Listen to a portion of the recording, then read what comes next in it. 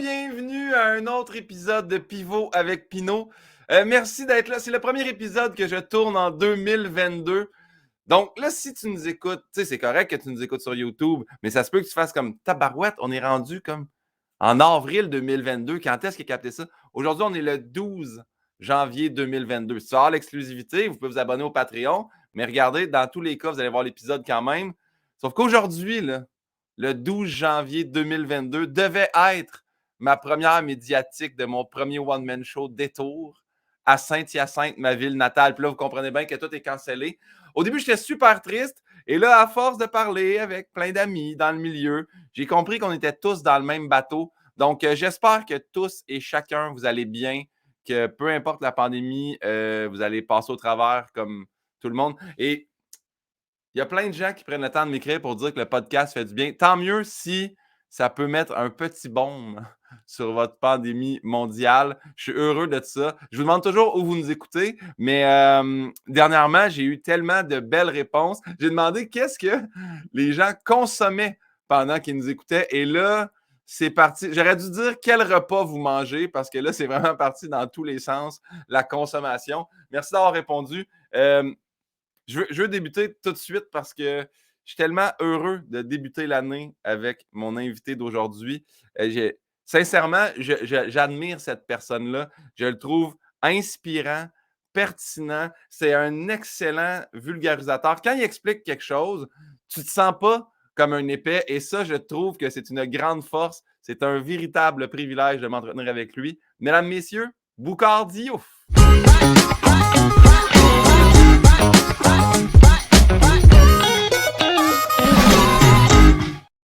Ah, Boucard Diouf, comment ça va?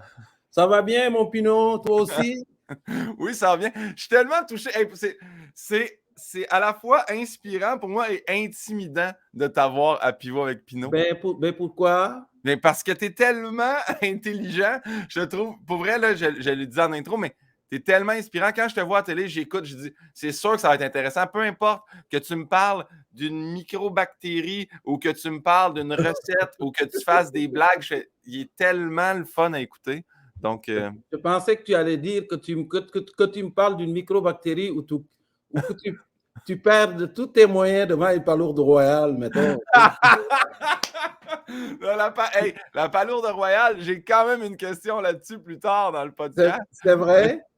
Oui. En tout cas, ça a été une palourde très lourde de conséquences. Ouais. Ça a duré, hein? Ce vidéo-là roule encore, puis il fait rire tellement tout le monde. Ah, on est des thérapeutes, mon Pinot. On soigne le Québec avec ça. Comment va ton début d'année à Boucard? Tout va bien? Ben, tout va bien. Tout ne va pas bien. Non. Tu connais, oui. Tu sais, Guillaume, moi, j'ai trouvé un bon slogan pour la pandémie, ce n'est pas ça va bien aller, on est dans la marde, mais on va s'en sortir. J'aime bien, mais je le mettrais moins en collant de char, celle-là, par exemple. Non, oui, mais c'est plus proche de la réalité parce que quand tu es dans la marde, ça te permet quand même de voir le futur puis de dire, tabarouette, il faudrait que... Les Québécois l'ont bien compris. C'est un Québécois, quand ils te disent... quand le Québécois te dit tu es en pleine marde, tu sais que c'est pas bon. Non. Quand il dit qu'il va te donner un char de marde, il y a quelque chose de généreux là-dedans parce qu'il aurait pu juste te donner une chaudière pareil. Mais c'est une voiture au complet. Tu ne sais pas quelle sera la taille du camion, là, mais c'est ça. Ouais. Mais quand il dit t'es mardeux, t'es chanceux. Tu vois-tu ce que je veux dire? Ouais. Alors donc, les deux dimensions là-dedans, être dans la marde, des fois, ça permet de dire il faut que je change. C'est peut-être ça qu'il nous faut aussi, changer un peu. C'est vrai, puis c'est la première fois que je réussis à visualiser qu'il y a du positif dans la marde en disant t'es mardeux. J'imagine que c'est bon signe. Ouais. Toi, ta blonde t'a jamais dit pauvre petite crotte. Là. Non, mais j'ai l'impression qu'elle me laisserait pas l'appeler de même non plus. Non, mais c'est un mot doux des fois quand ils disent pauvre petite crotte. Ça dépend juste comment tu le dis. Ouais. Quand tu dis t'es un crotté, là, c'est avec une face de même, ça c'est pas bon. Mais quand tu dis oh pauvre petite crotte, tout est dans l'intensité et dans la déclinaison poétique de la chose. Wow. Quel bon début de podcast. On est quand même... Bien, hein? Tu voyais, tu parlais d'intelligence, puis on commence juste dans la marde. C'est cool. Boucard, je ne sais pas si tu connais le podcast. En gros, je t'explique. Ça s'appelle Pivot avec Pinot parce qu'il y a des questions de Bernard Pivot, il y a des questions de Guillaume Pinot. Et la première question que je pose à tout le monde en commençant, est-ce que tu te souviens notre première rencontre ou notre lien de connaissance? Ben oui. Bien sûr, Guillaume, tu es mon frère. Tu es mon frère. Si tu avais la même couleur que moi, on t'aurait appelé le Pinot Noir. Mais je pense que c'est Marie-Claire Chouinard, la blonde de Stéphane, que tu connais. Oui. Qui était enseignant au Cégep Maisonneuve, je ne sais pas si elle enseigne encore là-bas, et avait organisé un spectacle de financement où je t'ai rencontré. On s'est jasé, hein, Guillaume. Oui. Rencontré, il y avait Richard Zafir qui était avec nous, Mehdi Boussaïdan. Oui, tabarouette, quelle mémoire phénoménale. Hey, c'est rare que c'est moi qui est bouche bée parce que je me rappelais que c'était Cégep Maisonneuve. J'avais complètement oublié que c'était l'ex-conjointe de Stéphane Plante. C'est-tu l'ex-conjointe? Je pense que, en tout cas, à moins que c'est sa blonde actuelle, puis l'autre blonde d'avant, c'est son ex-conjointe. Mais c'est celle, si c'est la mère de ses enfants, je crois que c'est son ex-conjointe. Ah, non, mais oui. Là, je veux pas annoncer ça ici sur le podcast. S'ils sont ensemble, là, tout ça leur regarde. Mais oui, tu as raison. C'était en lien avec Stéphane Plante. Et je t'ai demandé qu'est-ce que tu faisais dans la vie. Et tu m'avais dit que tu avais étudié en ergothérapie et j'étais en train de terminer mes études en ostéopathie. Fait que je faisais les deux à ce moment-là. Je t'ai dit, Guillaume, ce jour-là, je t'ai dit, Guillaume, fais un numéro sur l'ergothérapie. Il y a juste toi qui es capable de le faire. Tu te souviens de ça? Je me souviens de ça et j'ai écrit. En fait, c'est tellement drôle parce que demain, je suis à Salut Bonjour et ça va être la première fois que je vais parler de l'ergothérapie, mais ça a cheminé parce que j'avais déjà écrit plein de numéros. Je me disais, je ne les ai pas mis dans mon show actuel. Dans mon show actuel qui s'appelle Détour, j'explique les détours que j'ai fait avant de devenir humoriste, puis j'explique que j'ai étudié en ergothérapie. Mais j'ai écrit un numéro sur l'ostéopathie, par exemple, celui-là, qui est unique dans son genre. Ouais. Voilà, c'est ça. Mais c'est ça, notre relation est là. Mais tu avais quand même comment je pourrais dire ça, là, il y avait comme un caractère marquant, parce que souvent, des gens, on les rencontre, puis on les oublie après assez vite. Puis je t'ai vu évoluer tranquillement, j'ai dit, OK, il est sa traque. Comme disait mon grand-père, il est sa traque. Il est sa bonne traque. J'adore ça. Mais c'est drôle parce que moi, j'ai souvenir d'être assis dans la salle au Cégep Maisonneuve, t'écouter, puis je trouvais ça tellement drôle, puis j'apprenais plein d'affaires aussi. Et depuis ce temps-là, parce que j'écoutais beaucoup de séries, moi, sur mon laptop dans mon lit, et maintenant, je mets un coussin à côté sur lequel je mets mon laptop. Je ne mets plus mon laptop sur mes cuisses pendant que j'écoute une émission. Là. Ah, voilà, c'est pour ne pas réchauffer tes spermatozoïdes. Là. Exactement. Non, je vois que tu avais écouté. Hein? J'ai vraiment écouté. J'ai vraiment appris plein de choses. Puis... les bains chauds aussi. Les bains chauds, les pantalons trop serrés, les jeans trop serrés. Parce que si les testicules sont localisés à l'extérieur du corps, ce n'est pas pour rien. Ouais. C'est pour que leur température soit juste un peu en dessous de la température du corps. Parce que les petits poissons des chenolles, tu connais les petits poissons des chenolles? Les petits poissons des chenolles ont besoin d'eau froide, mais les petits poissons des chenolles ont besoin d'un peu de frais. Oh, parce que sinon, quand tu réchauffes tes testicules, tes spermatozoïdes, ça se peut qu'ils commencent à naviguer à reculons. Non, c'est ça, là. Ah, mon Dieu, la queue soit complètement paralysée, tu vois. Puis ça ne marche pas. Je sais que mon père va tellement utiliser Petit Poisson des Chenolles maintenant, c'est sûr. Là. Ça va rester dans notre famille, je te le confirme d'emblée. Mais je me souviens d'avoir écouté ce show-là au Cégep Maisonneuve. J'étais avec Mehdi Boussaïdan, qui lui était à l'école de l'humour. Puis je me souviens qu'il disait, je pense qu'il avait 19 ans, 19 ou 20 ans. Puis il me disait, OK, mais j'ai rien vécu. Il dit, quand je vais sortir de l'école, je ne vais rien avoir à dire. Puis j'étais, ouais, mais tu vas. J'écoute des documentaires. Puis je sais qu'il m'avait dit à un moment donné, il dit, j'écoute un documentaire par semaine. Faut que je me cultive, il faut que j'apprenne différentes choses. Là. On t'avait tellement trouvé inspirant qu'on a fait, c'est ça. Il faut avoir des choses à raconter dans la vie. On peut pas juste faire des blagues de. On peut là, faire des blagues ordinaires, mais je trouvais ça intéressant de pouvoir parler, apprendre des choses aux gens, mais être drôle à la fois. Donc, Ou de parler des couilles en faisant passer pour un scientifique. Parce que ça marche toujours. Hein? Ça a bien marché. Quand tu mets ton sarrau de scientifique, là, tu peux parler des couilles, des spermatozoïdes, du pénis. Moi, je fais des blagues là-dessus, puis les gens l'acceptent. Des fois, je leur dis, la taille du pénis, puis tout ça. Arrêtez avec ça, parce que si la nature voulait qu'on ait des pénis énormes, il n'aurait pas donné aux spermatozoïdes la queue là, pour bouger. Il aurait dit, OK, on rallonge le pénis, là, tu vas le rentrer, puis après ça, tu vas l'envoyer directement dans l'utérus proche de l'ovule. Mais non, il a dit non, ça n'a pas besoin d'être long, là. Tu veux juste rentrer. Si tu sais que les spermatozoïdes sont assez bons pour se débrouiller tout seuls. Tu feras une petite compétition entre eux autres. Voilà, mais ça, c'est faux, tu vois. C'est faux. C'est très patriarcal comme façon de voir la reproduction. Les spermatozoïdes, c'est 300 millions de candidats pour un seul CV. Tu entends ça souvent. Ouais. Il y a une part de vérité là-dedans, mais la vérité, c'est beaucoup plus un travail de coopération. Il y a beaucoup de courte échelle au niveau du spermatozoïde. Voilà, exactement. Beaucoup de courte échelle. Mais s'il y en a un qui gagne, c'est les autres qui applaudissent parce qu'ils portent tout le même patrimoine génétique, tu vois. Alors, donc, on ne devrait pas dire... Des fois, on entend les gens dire... quel que soit ce qui m'arrive, il y a une citation, je pense que c'est Coluche qui disait, quel que soit ce qui m'arrive dans la vie, je me console en me disant que j'ai été déjà le meilleur, c'est 300 millions. On devrait dire, si haut percé que tu sois dans la vie, sache qu'il y a des millions de gens qui se sont sacrifiés pour te donner cette chance. Wow! Mais non, mais c'est vrai, tu le sais, là. Là, tu es rendu où tu es rendu, tu es rendu. Mais quand tu regardes en arrière, il y a beaucoup de gens à qui tu dois dire merci. J'adore ça.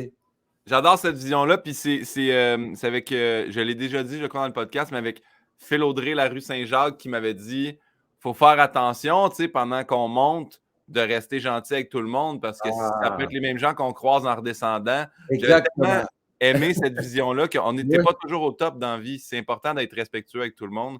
Voilà. Ça, j'ai trouvé ça très bon. C'est exactement ça. Boucard, tout ce que tu dis pourrait se transformer en un livre de citations. N'importe quel sujet, tu fais oui, mais hey, je trouve ça, je t'avais dit, je trouve ça très inspirant. Je pars avec la première question. Quel est ton mot préféré, Boucard? Oh, c'est bon. Je pense que c'est... le mot préféré? Oui. Je pense que je dirais bienveillance. Wow. Oui, la bienveillance, c'est bon. C'est de penser aux autres aussi. Tu sais, je l'ai dit tout de suite tantôt avec les spermatozoïdes, mais c'est valable dans tout ce qu'on fait. On a besoin des autres, les humains. On est un animal social. C'est un animal social, quand tu l'enfermes, il vit ce qu'on appelle l'anxiété d'exclusion. Regarde le confinement, comment ça nous trouble. Ouais. Juste de faire dire, tu ne peux pas voir l'autre. Il y a beaucoup de problèmes de santé mentale aujourd'hui à cause de ça, parce qu'on a besoin de toucher les gens, de les sentir, de se chicaner, de s'envoyer chier mutuellement. Ça fait partie de l'humain. Ouais. Alors, donc, la bienveillance, c'est l'empathie, la bienveillance. J'aime beaucoup ces mots-là parce que ma défunte maman qui est partie, elle disait tout le temps, l'humain est le meilleur remède pour son prochain. On se soigne mutuellement. Et l'humour, c'est de la bienveillance, Guillaume. C'est des fois quand on fait du spectacle d'humour, ça sert à quelque chose. Mais l'humour, c'est extraordinaire pour la condition humaine. Ça permet d'adoucir notre existence parce que c'est pas toujours facile. Puis... J'ai souvent répondu ça en entrevue. Les gens disaient pourquoi ergothérapie, ostéopathie, humour. Puis je disais, je pense que dans tous les cas, ça fait du bien aux gens. Ah oui. Mais j'ai découvert aussi avec le temps qu'en humour, ça me faisait plus de bien à moi aussi. J'aimais ça, là, traiter les gens, mais j'ai l'impression que j'ai un plus grand retour avec une foule ou, bref, l'humour me fait plus de bien aussi à moi de le pratiquer, de le faire. Donc, voilà. Dans le fond, un spectacle d'humour, c'est le rendez-vous de deux malades mentaux. Et chacun pense que c'est celui qui soigne l'autre, tu comprends? Ouais, les deux, on se fait du bien mutuellement. C'est bien. Ouais, tout le monde gagne en sortant, mais c'est l'humoriste qui gagne plus parce que lui, il remporte le magot. Il amène l'argent aussi. Ben, hey, Boucard, quel est ton mot que tu détestes? Quel est le mot que tu aimes le moins? Moi, c'est une expression que je déteste. Pour m'inscrire dans la même lignée, c'est pas un mot, mais c'est une expression. Être un self-made man. Tu sais? Ah, ouais. Ou self-made man ou dépassement de soi. Tu sais? Ouais. se dépasser. Pensez à ça, se dépasser, parce que c'est très capitaliste de dire le dépassement de soi. Mais tu ne peux pas te dépasser toi-même. À moins que tu te clones, puis il y a 2 Guillaume Pinot, là, puis là, tu dis, OK, je vais clencher l'autre Guillaume. Là, ouais. Hein? Mais c'est self-made man aussi, c'est très capitaliste de dire, je me suis réalisé moi-même. Non, man, tu t'es pas réalisé toi-même.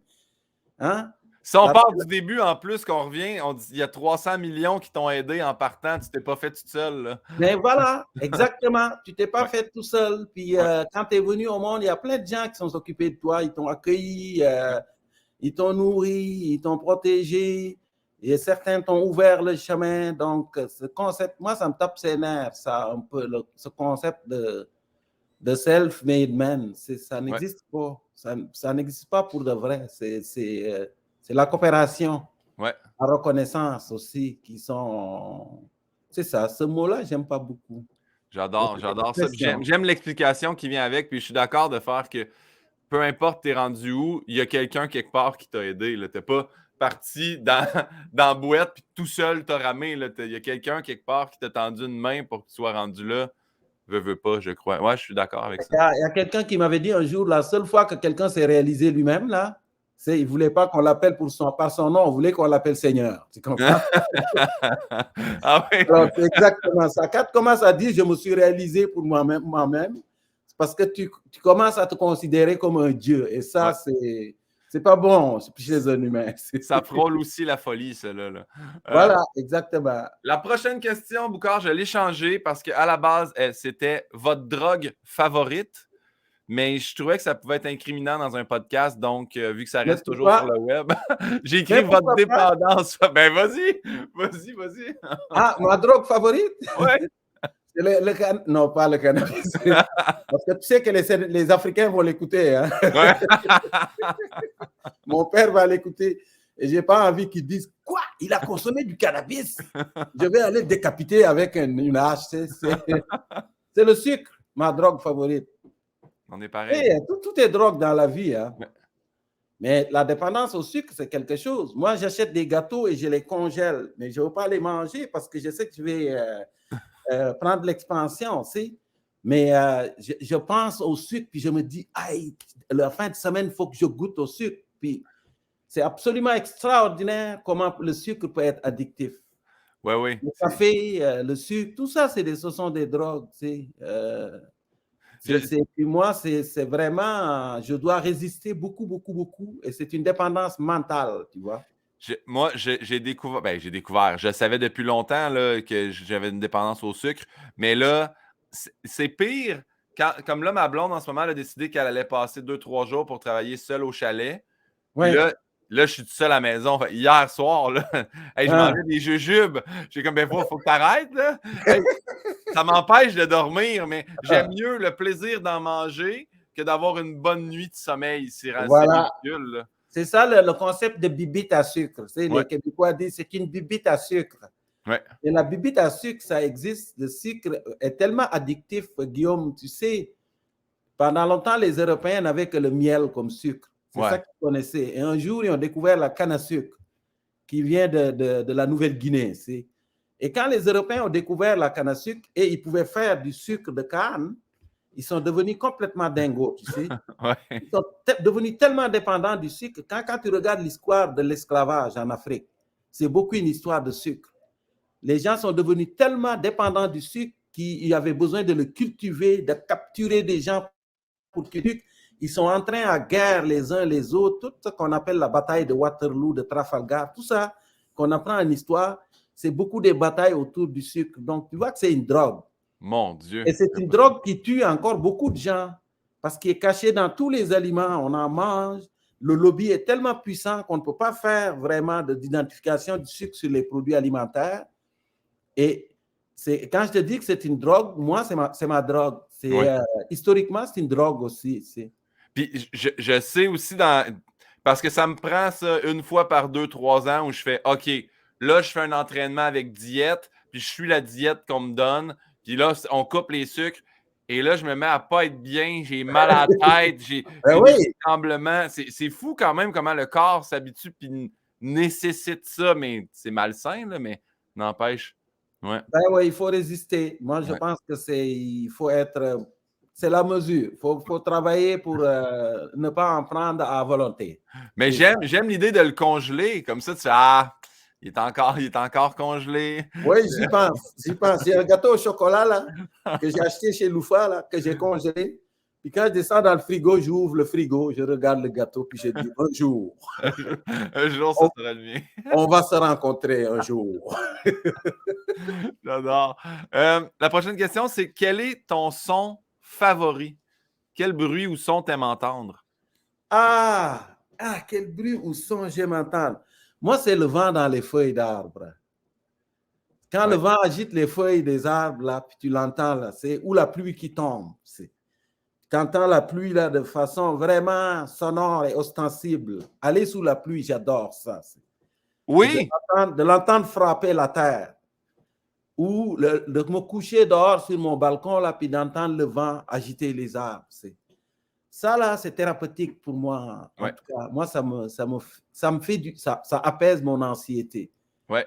Et je pense que les humoristes, il y en a beaucoup qui sont des anxieux pareils. C'est des gens qui combattent l'anxiété par le risque. C'est le risque de l'affronter. C'est des sadomasochistes, en fait. Ben, pour vrai, oui, parce que ce qui nous crée de l'angoisse, c'est la scène, puis on continue d'en faire parce qu'après ça, ça nous fait du bien, mais à chaque fois, tu sais, c'est ça. Ouais. Ben oui, on a peur de la critique, mais on l'affronte. Tu comprends? Exactement. C'est-à-dire que quand tu as 800 messages, puis un qui te dit Guillaume Pinot mange la marde, là, puis là, tu es concentré dessus. C'est juste celui-là que tu vois. Oui, exact. C'est à lui que je réponds. Pourquoi il me dit de manger la marde? Qu'est-ce que j'ai fait? Je vais y répondre. Tu sais? Puis tout le monde, on est comme ça. Donc, on a peur de la critique. Parce que quand tu vas sur scène, tu vas lancer ton spectacle, Guillaume. Tu vas affronter la critique pour la première fois. La vraie critique. Les gens vont venir et vont écrire sur ton spectacle. Puis s'ils écrivent qu'ils n'aiment pas ça, ben là, tu vas te sentir inconfortable. Mais tu te sens inconfortable, mais tu t'offres toi-même en pâture à ces gens en montant sur scène. En décidant de te déshabiller. Tu sais? Parce que faire rire, c'est se déshabiller devant les gens. Et quand tu te déshabilles, tu ne peux pas le faire à moitié, mon gars. Il faut vraiment qu'ils voient où se trouvent tes petits poissons des chenolles, pour vrai. Parce que tu ne le fais pas à moitié. Tu lances une blague, il faut que tu l'assumes. Ouais. Il faut que tu sois Mike Ward. Même si tu dis des horreurs, il faut que tu l'assumes. Hein? Ouais. Mais si Mon Dieu, mais ça va devenir ça va être ça le teaser de l'épisode. Les gens, ça va me faire vendre des billets. Si les gens pensent que je me mets nu sur scène, là, peut-être que ça va vendre. Mais oui, mais quand tu te fais nu, les gens, ça peut être « Oh mon Dieu! » Oh my God! Ouais. J'adore, mais j'ai la même... moi aussi, c'est le vent dans les arbres. Puis, il y a quelque chose... J'ai appris le mot « la cime des arbres ». Je ne savais pas que c'était comme le sommet. Puis c'est quelque chose de très, très apaisant. Me coucher sur le dos dans la forêt puis regarder le vent dans le haut des arbres, je trouve ça magnifique. Apprendre l'humilité. Ma grand-mère disait ça. Ouais. Tu veux apprendre l'humilité, couche-toi sous un baobab. Tu connais le baobab, l'arbre de savane énorme?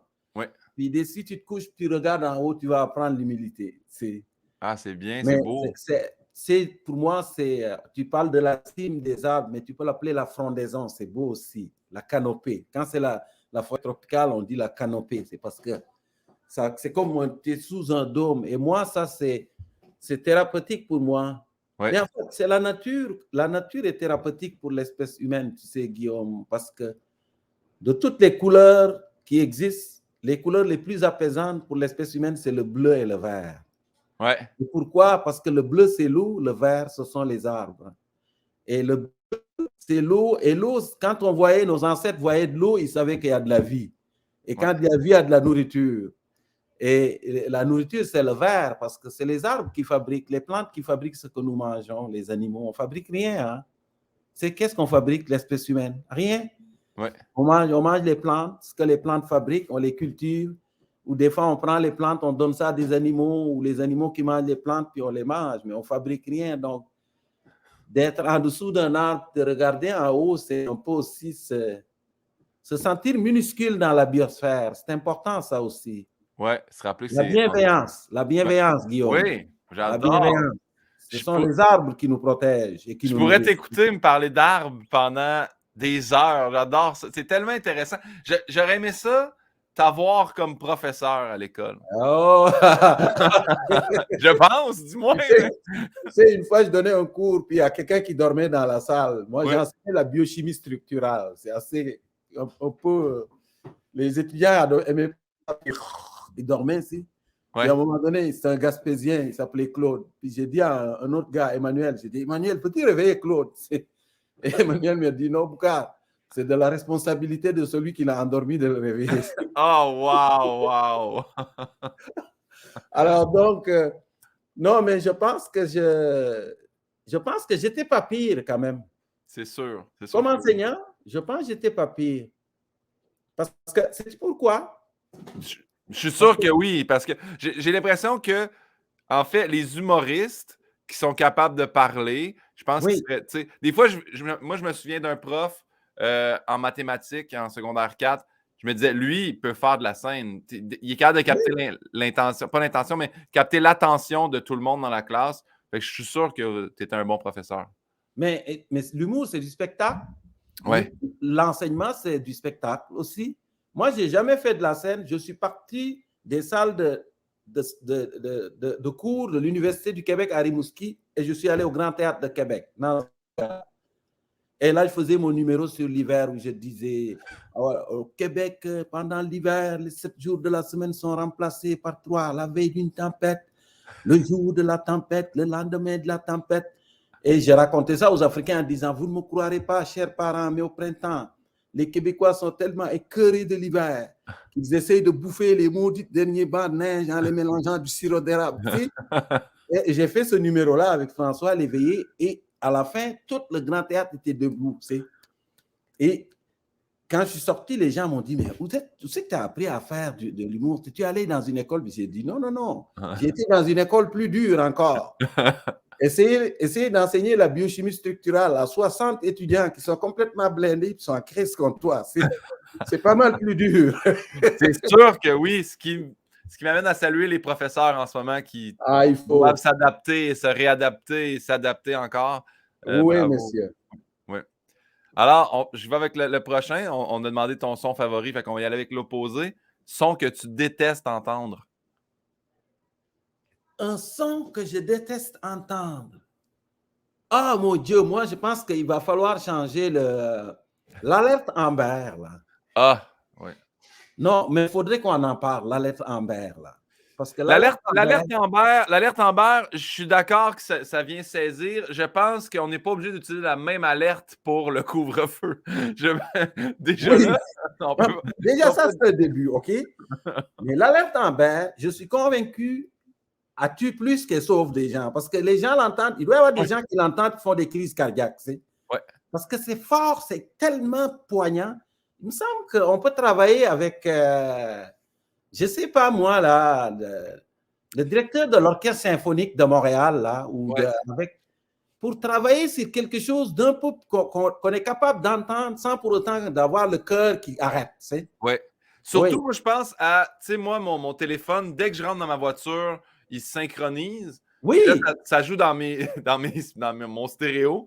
Oui. Je pense à des gens qui écoutent de la musique forte, une alerte arrive, ça peut être très saisissant en voiture. Là. Ben oui, ça peut l'être. Puis mon fils, des fois, joue à comparer les alertes Amber de différents pays. Puis il y a des vidéos pour ça. Puis tu te rends compte que celui qu'on a ici, là, il est vraiment intense. Là. C'est très intense. Il y a du travail à faire là-dessus. Tu demanderas ça aux gens qui te suivent, comment ils trouvent l'alerte Amber. J'avoue. Est-ce qu'ils changeraient ça? J'ai fait un statut, moi, la journée qu'il y a eu l'alerte pour le couvre-feu. J'ai dit, hey, si c'était possible d'en faire une aussi à minuit, question que le cœur me pète avant 2022. Ça n'a pas de bon sens comment c'était. Oui, il y a plein de monde qui m'ont dit que c'était angoissant, qui ont fait bien du stress avec ça. Mais c'est parce que je comprends aussi qu'il faut que ça soit saisissant dans le sens que c'est horrible ce qui se passe. C'est un enfant qui a été enlevé, mais je ne sais pas comment. Mais ailleurs, il y en a qui sont plus doux, un peu plus doux, et ils sont aussi efficaces. Celui-là, c'est trop puissant, je trouve. Là. En tout cas, c'est mon opinion personnelle. Ouais. Parce que l'alerte Amber est importante. On s'entend tous là-dessus, là, parce que tu viens de le dire. Mais on pourrait le travailler un tout petit peu. Oui, on pourrait. Pas moins anxiogène pour les gens qui l'entendent aussi. Bien d'accord avec ça. On pourrait le transformer en une espèce de sirène là, un peu policière ou sais, un mix entre l'ambulance, le pompier et la police, puis ça fait comme un petit... on comprendrait. Ce ne serait pas la musique de Caillou, mais quand même. Non, mais un hybride entre les deux. Oui, entre les deux.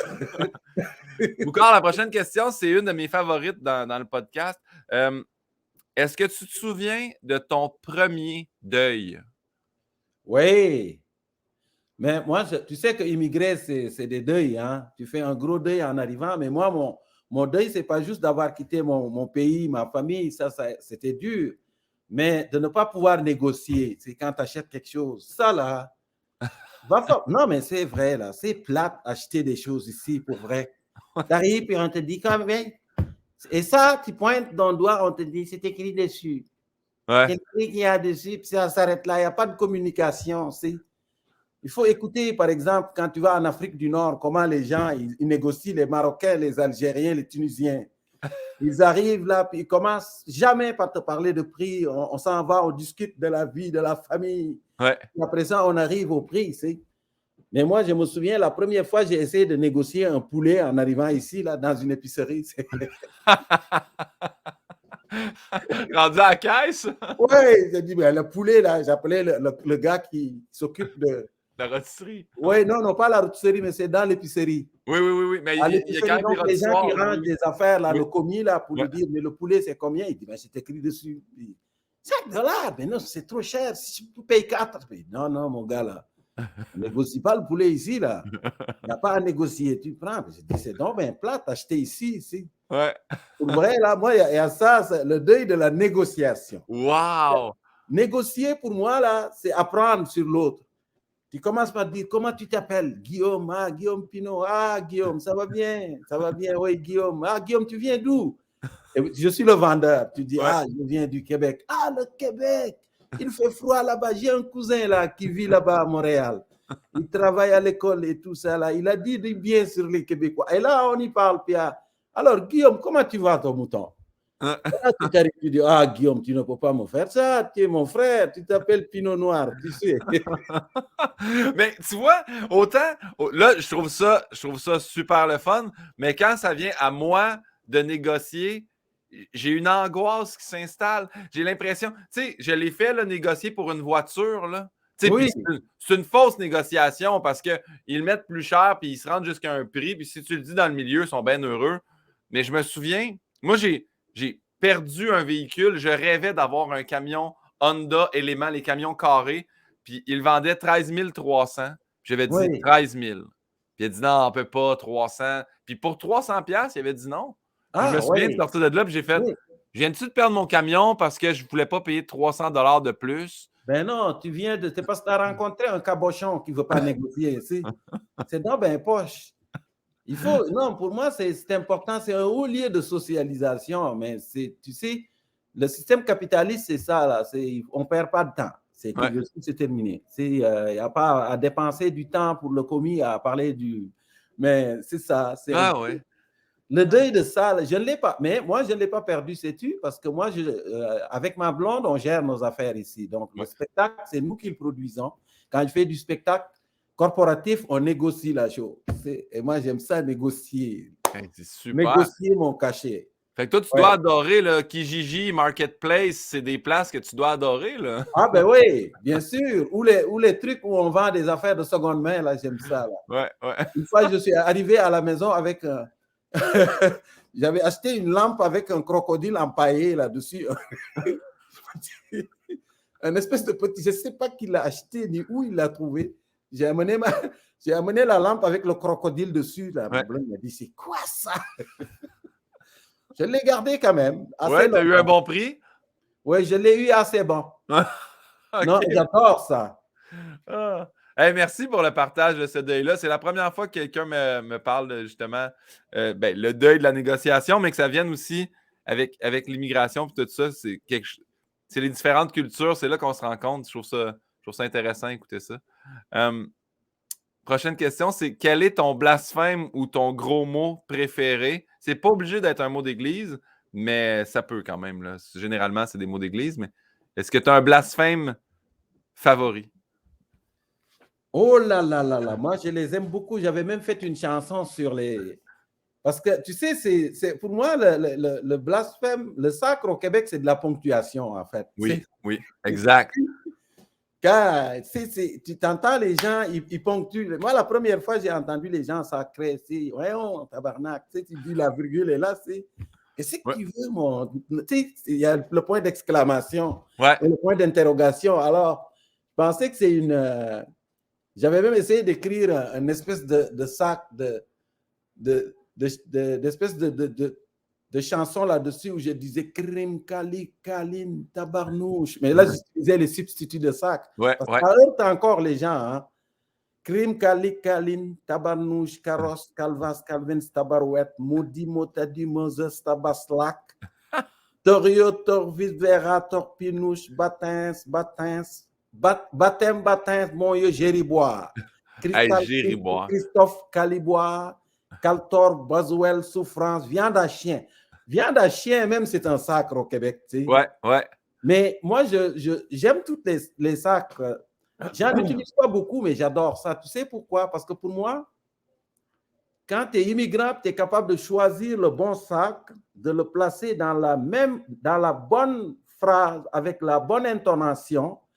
C'est que tu as frenché avec l'indigène assez longtemps. Tu comprends ce que je veux dire? Les Français qui essayent de sacrer se trompent beaucoup. Des fois, ils placent ça au mauvais endroit. Des fois, l'intonation n'est pas là. Des fois, ils sortent le sac qui n'est pas le bon pour la bonne situation. Mais quand tu es capable de choisir, là, c'est le placer au bon endroit. Ouais, oh, sacrément. Hein? Puis aussi, d'utiliser l'intonation parce que ça peut être des mots doux. Comme ça peut être quelque chose de très dur. Tu sais, quand tu dis « toi, mon petit Chris », toi, là, ça, c'est un mot doux, tu comprends? C'est « toi, mon petit Chris ». Tu vois ce que je veux dire? Tu vois la différence? Oui. Toi, mon tabac. Tu sais, toi, là. C'est des mots multifonctionnels. Tu sais, tu peux remplacer aussi, si tu manques de vocabulaire, tu peux remplacer la moitié des verbes d'action avec « il m'en a crissé un, je m'en contre-crissé ». Là, il m'en a recrissé un, j'ai décrissé. L'autre répond « ta Chris m'a bien fait, tu parles d'un petit Chris ». C'est comme les Schtroumpfs peuvent aller se rhabiller en rouge. C'est ça que je veux te dire. Oh my God. On était plus forts que les Schtroumpfs. C'est ça que je veux dire. Tu comprends? C'est sûr qu'on les a influencés, les Schtroumpfs. C'est sûr que ça part de nous autres. Là. Je suis convaincu que les Schtroumpfs se sont inspirés des Québécois pour inventer leur langue. C'est sûr. Hey, j'adore ça. Des fois, là, quand tu pars à parler, j'oublie que c'est un podcast et que c'est moi qui dois poser des questions. Je suis comme, ah oui. Mais c'est un podcast. Il faut se laisser aller, Guillaume. Qu'est-ce que tu veux que je te dise? La prochaine question, c'est, je trouve que à toutes les fois, je la justifie. Il y a quelqu'un qui m'a envoyé une alternative, puis là, je me sens mal parce que je l'ai oublié, mais je l'ai pris en note. Donc, la prochaine question qui était de Bernard Pivot, c'était, si demain, tu avais à décider, Boucard, un homme ou une femme qu'on mettrait sur un billet de banque, ça serait qui?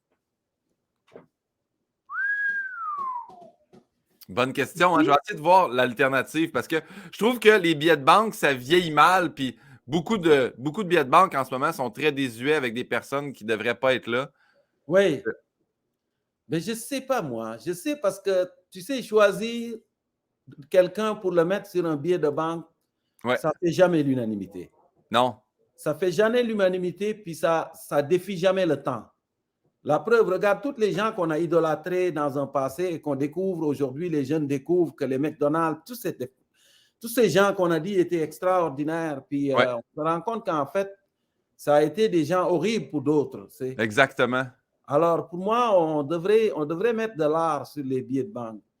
On devrait mettre les espèces en voie de disparu. Rendre hommage à tout ce qu'on a détruit. Pour dire aux gens, regardez, tout ça, ça existait. C'est nous qui les avons détruits. Juste pour ça, là, dans les calendriers, dans les billets de banque, dans les références au temporel, de rappeler aux jeunes toute la biodiversité qu'on est en train d'éroder là. Pour moi, c'est quelque chose qui va traverser le temps et qu'on ne peut pas contester. C'est une vérité, comprends-tu? Oui. Mais mettre quelqu'un sur un billet de banque, ça relève beaucoup du culte de la personnalité. Alors, ça relève beaucoup du culte très humaniste. Tu sais, l'humanisme, là, c'est le culte des sentiments humains. C'est nous, nous autres, puis ce que nous vivons, puis notre nombril, puis ceux qui sont bons, ceux qui sont méchants. Mais si on place l'humain globalement dans la biosphère, Ouais. ben on devrait prôner, moi, ce que je dis souvent, on devrait enseigner l'écologisme. L'écologisme, c'est le fait de dire, vous existez, vous êtes important, mais vous êtes aussi important que les arbres. C'est quand tu te couches puis tu regardes en haut, là, vous êtes important et tout ce qui est autour de vous, c'est votre responsabilité aussi de préserver ça parce que pour les générations futures. Ouais. C'est pour ça que je pense que c'est ça, là. Mais je ne suis pas sûr pour les humains sur les billets de banque. J'aime l'idée de mettre ce qu'on a détruit, comme si chaque petit billet devenait la page nécrologique. C'est un peu voilà. quand même, là, tu sais. Et pour les jeunes aussi, là. Ouais, regarde ça s'appelle le dodo, là. C'est un oiseau qui existait et que les marins européens ont détruit à coups de batte de baseball, tu sais, parce qu'ils ne pouvaient pas voler, c'est ça. Regarde ça s'appelle le mammouth laineux, ça s'appelle le gomphophère, c'est le paresseux terrestre, c'est tous ces animaux. Il y en a tellement là qu'on a mené à l'extinction. Là. J'ai retrouvé, Boucard, la dame qui m'a suggéré une alternative à cette question-là, puis je me l'étais pris en note. Elle dit, si on te permettait d'ajouter une journée internationale de quelque chose, qu'est-ce que ce serait?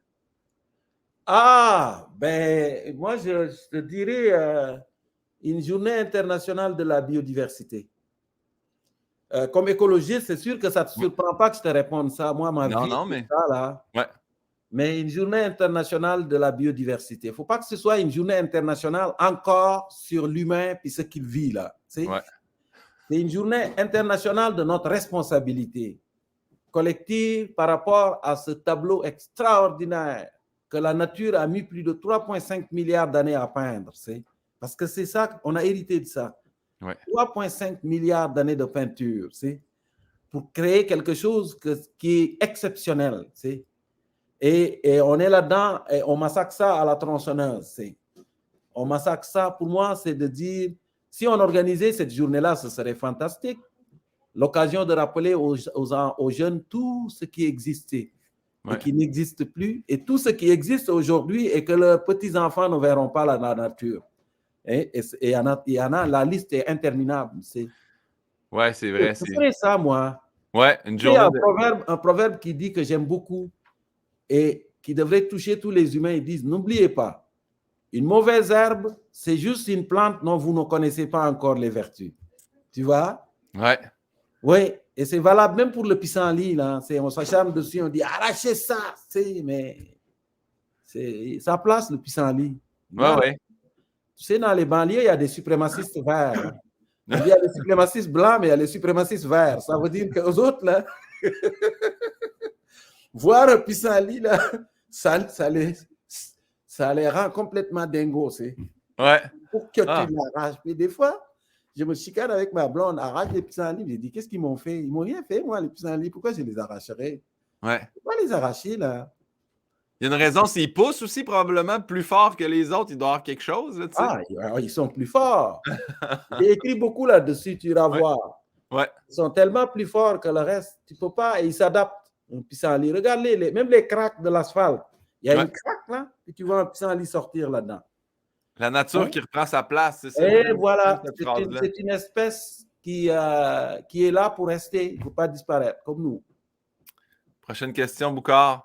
Est-ce qu'il y a un métier que tu aurais détesté faire?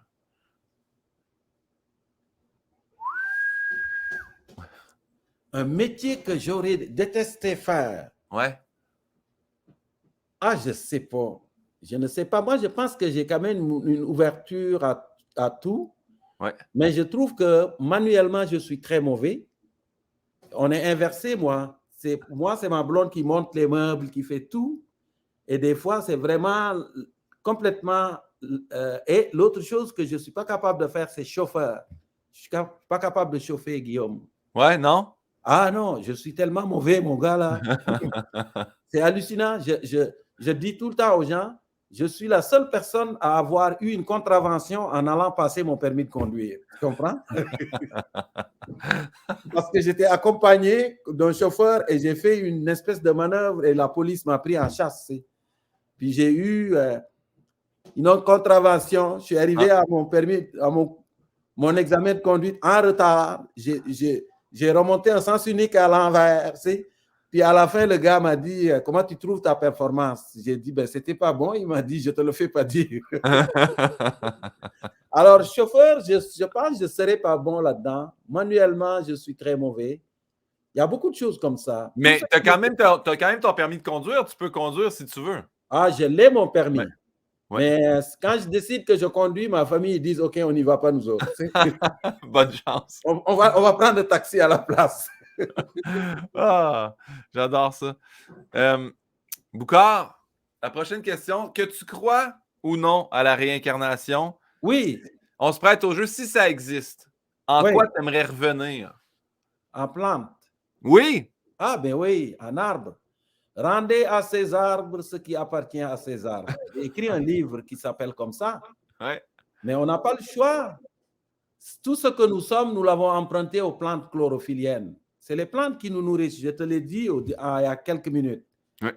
Ce sont les plantes qui nous nourrissent directement ou indirectement, les organismes chlorophylliens. Même quand on mange du poisson, il faut remercier le phytoplancton, n'est-ce pas? Ouais. C'est la photosynthèse qui nous nourrit. Donc, quand on meurt, en fait, ce que nous sommes, nous l'avons emprunté. Et une fois qu'on est mort, je parle du corps, il faut le retourner à ce qu'on a emprunté. Parce que la vie, c'est un recyclage perpétuel. Comprends-tu ce que je veux dire là? C'est comme ça, il faut rendre ça aux plantes. Tu sais, des fois, ça me fait rire d'entendre dire Jeff Bezos, il vaut 170 milliards de dollars. Elon Musk, il vaut, Bill Gates, il vaut autant. Puis moi, je dis non, ils ne valent pas ça. Et tous les chimistes vous le diront. L'hydrogène, le carbone, l'oxygène. Quand tu regardes un corps humain, il ne vaut pas plus que 600 pièces. Quand tu regardes dans les prix des laboratoires, des produits de laboratoire, et tu regardes la composition chimique d'un corps humain, il ne vaut pas 600 $. Et ce n'est même pas 600 $, c'est moins 600 $ en fait. Ouais. Oui, parce que le 600 pièces, tu l'as emprunté, il faut que tu le rendes quand tu l'as fini. Ça ne t'appartient pas. On ne fabrique rien, les humains. La planète Terre, c'est une planète végétale. 80% de la biomasse de la Terre, c'est des végétaux. Quand on regarde la Terre des satellites en haut, là, ce qu'on voit, c'est le bleu et le vert dont je te parlais. Ouais. Le vert, parce que la planète est aux végétaux. 80% de la biomasse de carbone, ce sont les végétaux. Et nous, on est des artefacts là-dedans. On est petits, mais avec un impact épouvantable. Les humains pèsent lourd comme les termites. On a le même poids que les termites sur la Terre. On a le 1/10 du poids de tout ce qui vit sur la Terre, les humains. Tu vois? Ouais. Et on a un impact épouvantable sur la Terre. Donc, moi, si je devais me réincarner, et ça, c'est je pense que c'est le fond là, de toutes les religions animistes, c'était ça, en réalité. Mais l'immortalité du corps, là, je parle du corps parce que l'âme, c'est autre chose. Ça, on rentre dans des domaines dans lesquels je n'ai aucune expertise. Ouais. Mais l'immortalité du corps, c'est de rendre au corps ce qui appartenait aux végétaux. Mais est-ce qu'on est un peu le virus de la planète? Les biologistes disent ça, oui. On est leur parasite, là, dans le fond, la planète. Parce que l'humain se comporte avec la planète comme le virus se comporte, la COVID se comporte avec nous. Ouais. Nous, on tue, le virus tue, n'est-ce pas? Ouais. Nous, on confine les animaux dans des territoires toujours plus restreints. Le virus nous confine. J'avais trouvé ça, je ne me rappelle pas à quelle émission je t'avais vu, mais je pense que c'est la première chose qui m'a rassuré de la pandémie mondiale quand tu as expliqué qu'un parasite a toujours besoin de s'accrocher à quelque chose. Fait qu'il ne peut pas nous éradiquer au complet. Il ne peut pas nous éliminer au complet. Oui. J'avais dit aussi qu'en général, quand un virus occupe autant de territoires, ben, avec le temps, il va dire, bon, OK, les gars, on a mangé assez. La sélection naturelle va le pousser vers une forme beaucoup moins meurtrière. Tu comprends? Ouais. On le sent un peu quand même. Croisons les doigts, là. Ouais. Mais Omicron, ce n'est pas Delta, n'est-ce pas? Non, exact. Alors, donc, ça, il y a une théorie en science qui s'appelle la théorie de la virulence. C'est-à-dire que avec le temps, le parasite décide de dire... Parce que l'intérêt du parasite, ce n'est pas de tuer l'autre. Si tu tues l'autre, tu vas disparaître avec. Le plus payant pour un parasite, c'est d'infecter l'autre, puis l'autre est un asymptomatique, puis ça en va partout chez ses parents, puis partout, puis le virus se reproduit, puis il ne le sait pas, parce que la mort est une conséquence du virus, mais ce n'est pas la volonté 1 du virus. Le virus, sa volonté 1, c'est de reproduire, n'est-ce pas? Ouais. Et en se reproduisant, ben, si tu commences à tuer beaucoup, ben, tu perds du territoire. Donc, c'est pas toujours vrai, mais en général, c'est ça. Boucard, je poursuis avec la prochaine question. Encore une fois, que tu sois croyant ou non, la prochaine question, c'est après ta mort. Oui. Tu arrives aux portes du paradis. Oui. Dieu ou Saint-Pierre ou qui tu veux qui est là. Qu'est-ce que tu aimerais qu'ils te disent à ton arrivée? Ah, ben, qu'est-ce que je voudrais qu'ils me disent? Peut-être de dire ta pensée aux autres. C'est surtout ça. Pour moi, l'important, c'est de laisser des traces positives. Moi, ma mère est décédée il y a 1 mois. Puis ma mère disait tout le temps, le plus important, là, c'est de rester vivant dans les cœurs. Un proverbe chez nous qui dit « Un humain n'est vraiment mort que lorsque les vivants l'ont oublié. » Tu comprends? Ouais. Alors, tant et aussi longtemps que tu restes vivant dans les cœurs, ben, tu es en partie là, n'est-ce pas? Ouais. Mais c'est aussi ça. Mais pour rester vivant dans les cœurs, ben, il faut avoir investi chez les humains de ton vivant. Ouais. Mais parce que si tu as vécu toujours centré sur ton nombril, tu as beau avoir 170 milliards, ça ne donne rien. Là. C'est pour ça que ma mère disait tout le temps, Boucard, il faut donner. Ouais. Partager. Quand tu es toujours occupé à apprendre, là, regarde ça, Guillaume. Quand tu as toujours ça, là, tu es emprisonné. Ouais. Parce que tu ne pourras jamais serrer des mains ou ouvrir les bras ou applaudir les autres. C'est toujours comme ça. Ouais. Tu prends. C'est pour ça que ma mère disait, il faut prendre et donner. Quand tu donnes, tu as une espèce de liberté. Au moins, même si c'est temporaire, une liberté qui te permet de jouir un peu de la vie. Il y avait un passage dans les livres de Paulo Coelho, il cite James Cohen.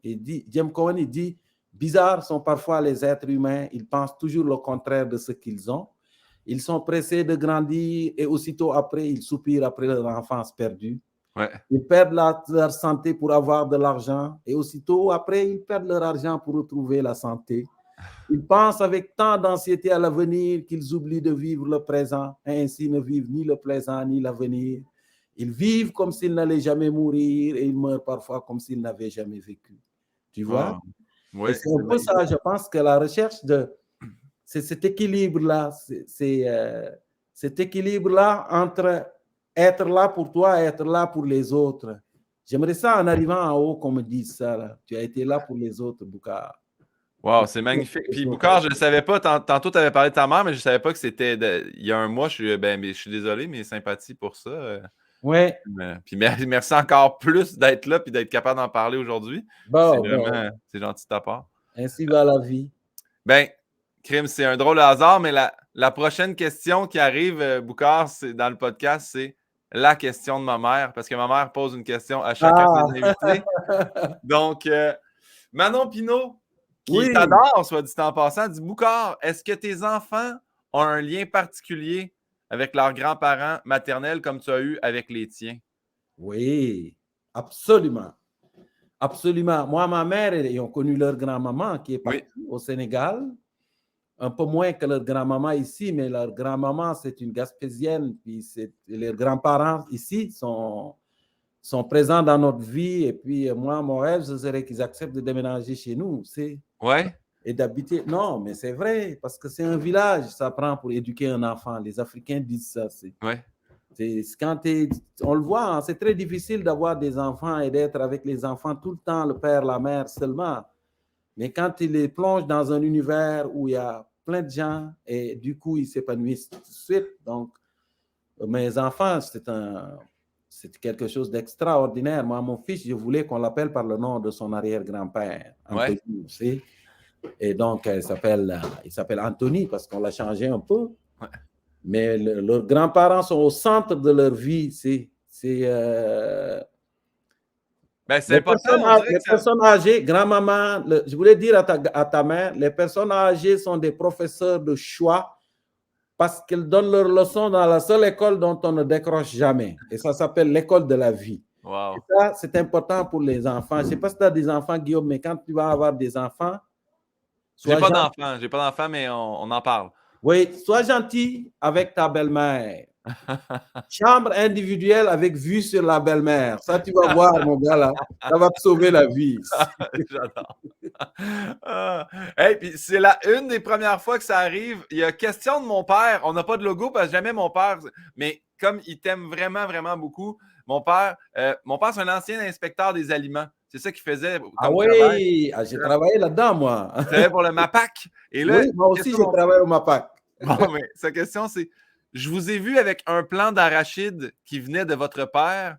Oui. Quel traitement est fait après la cueillette pour la consommation?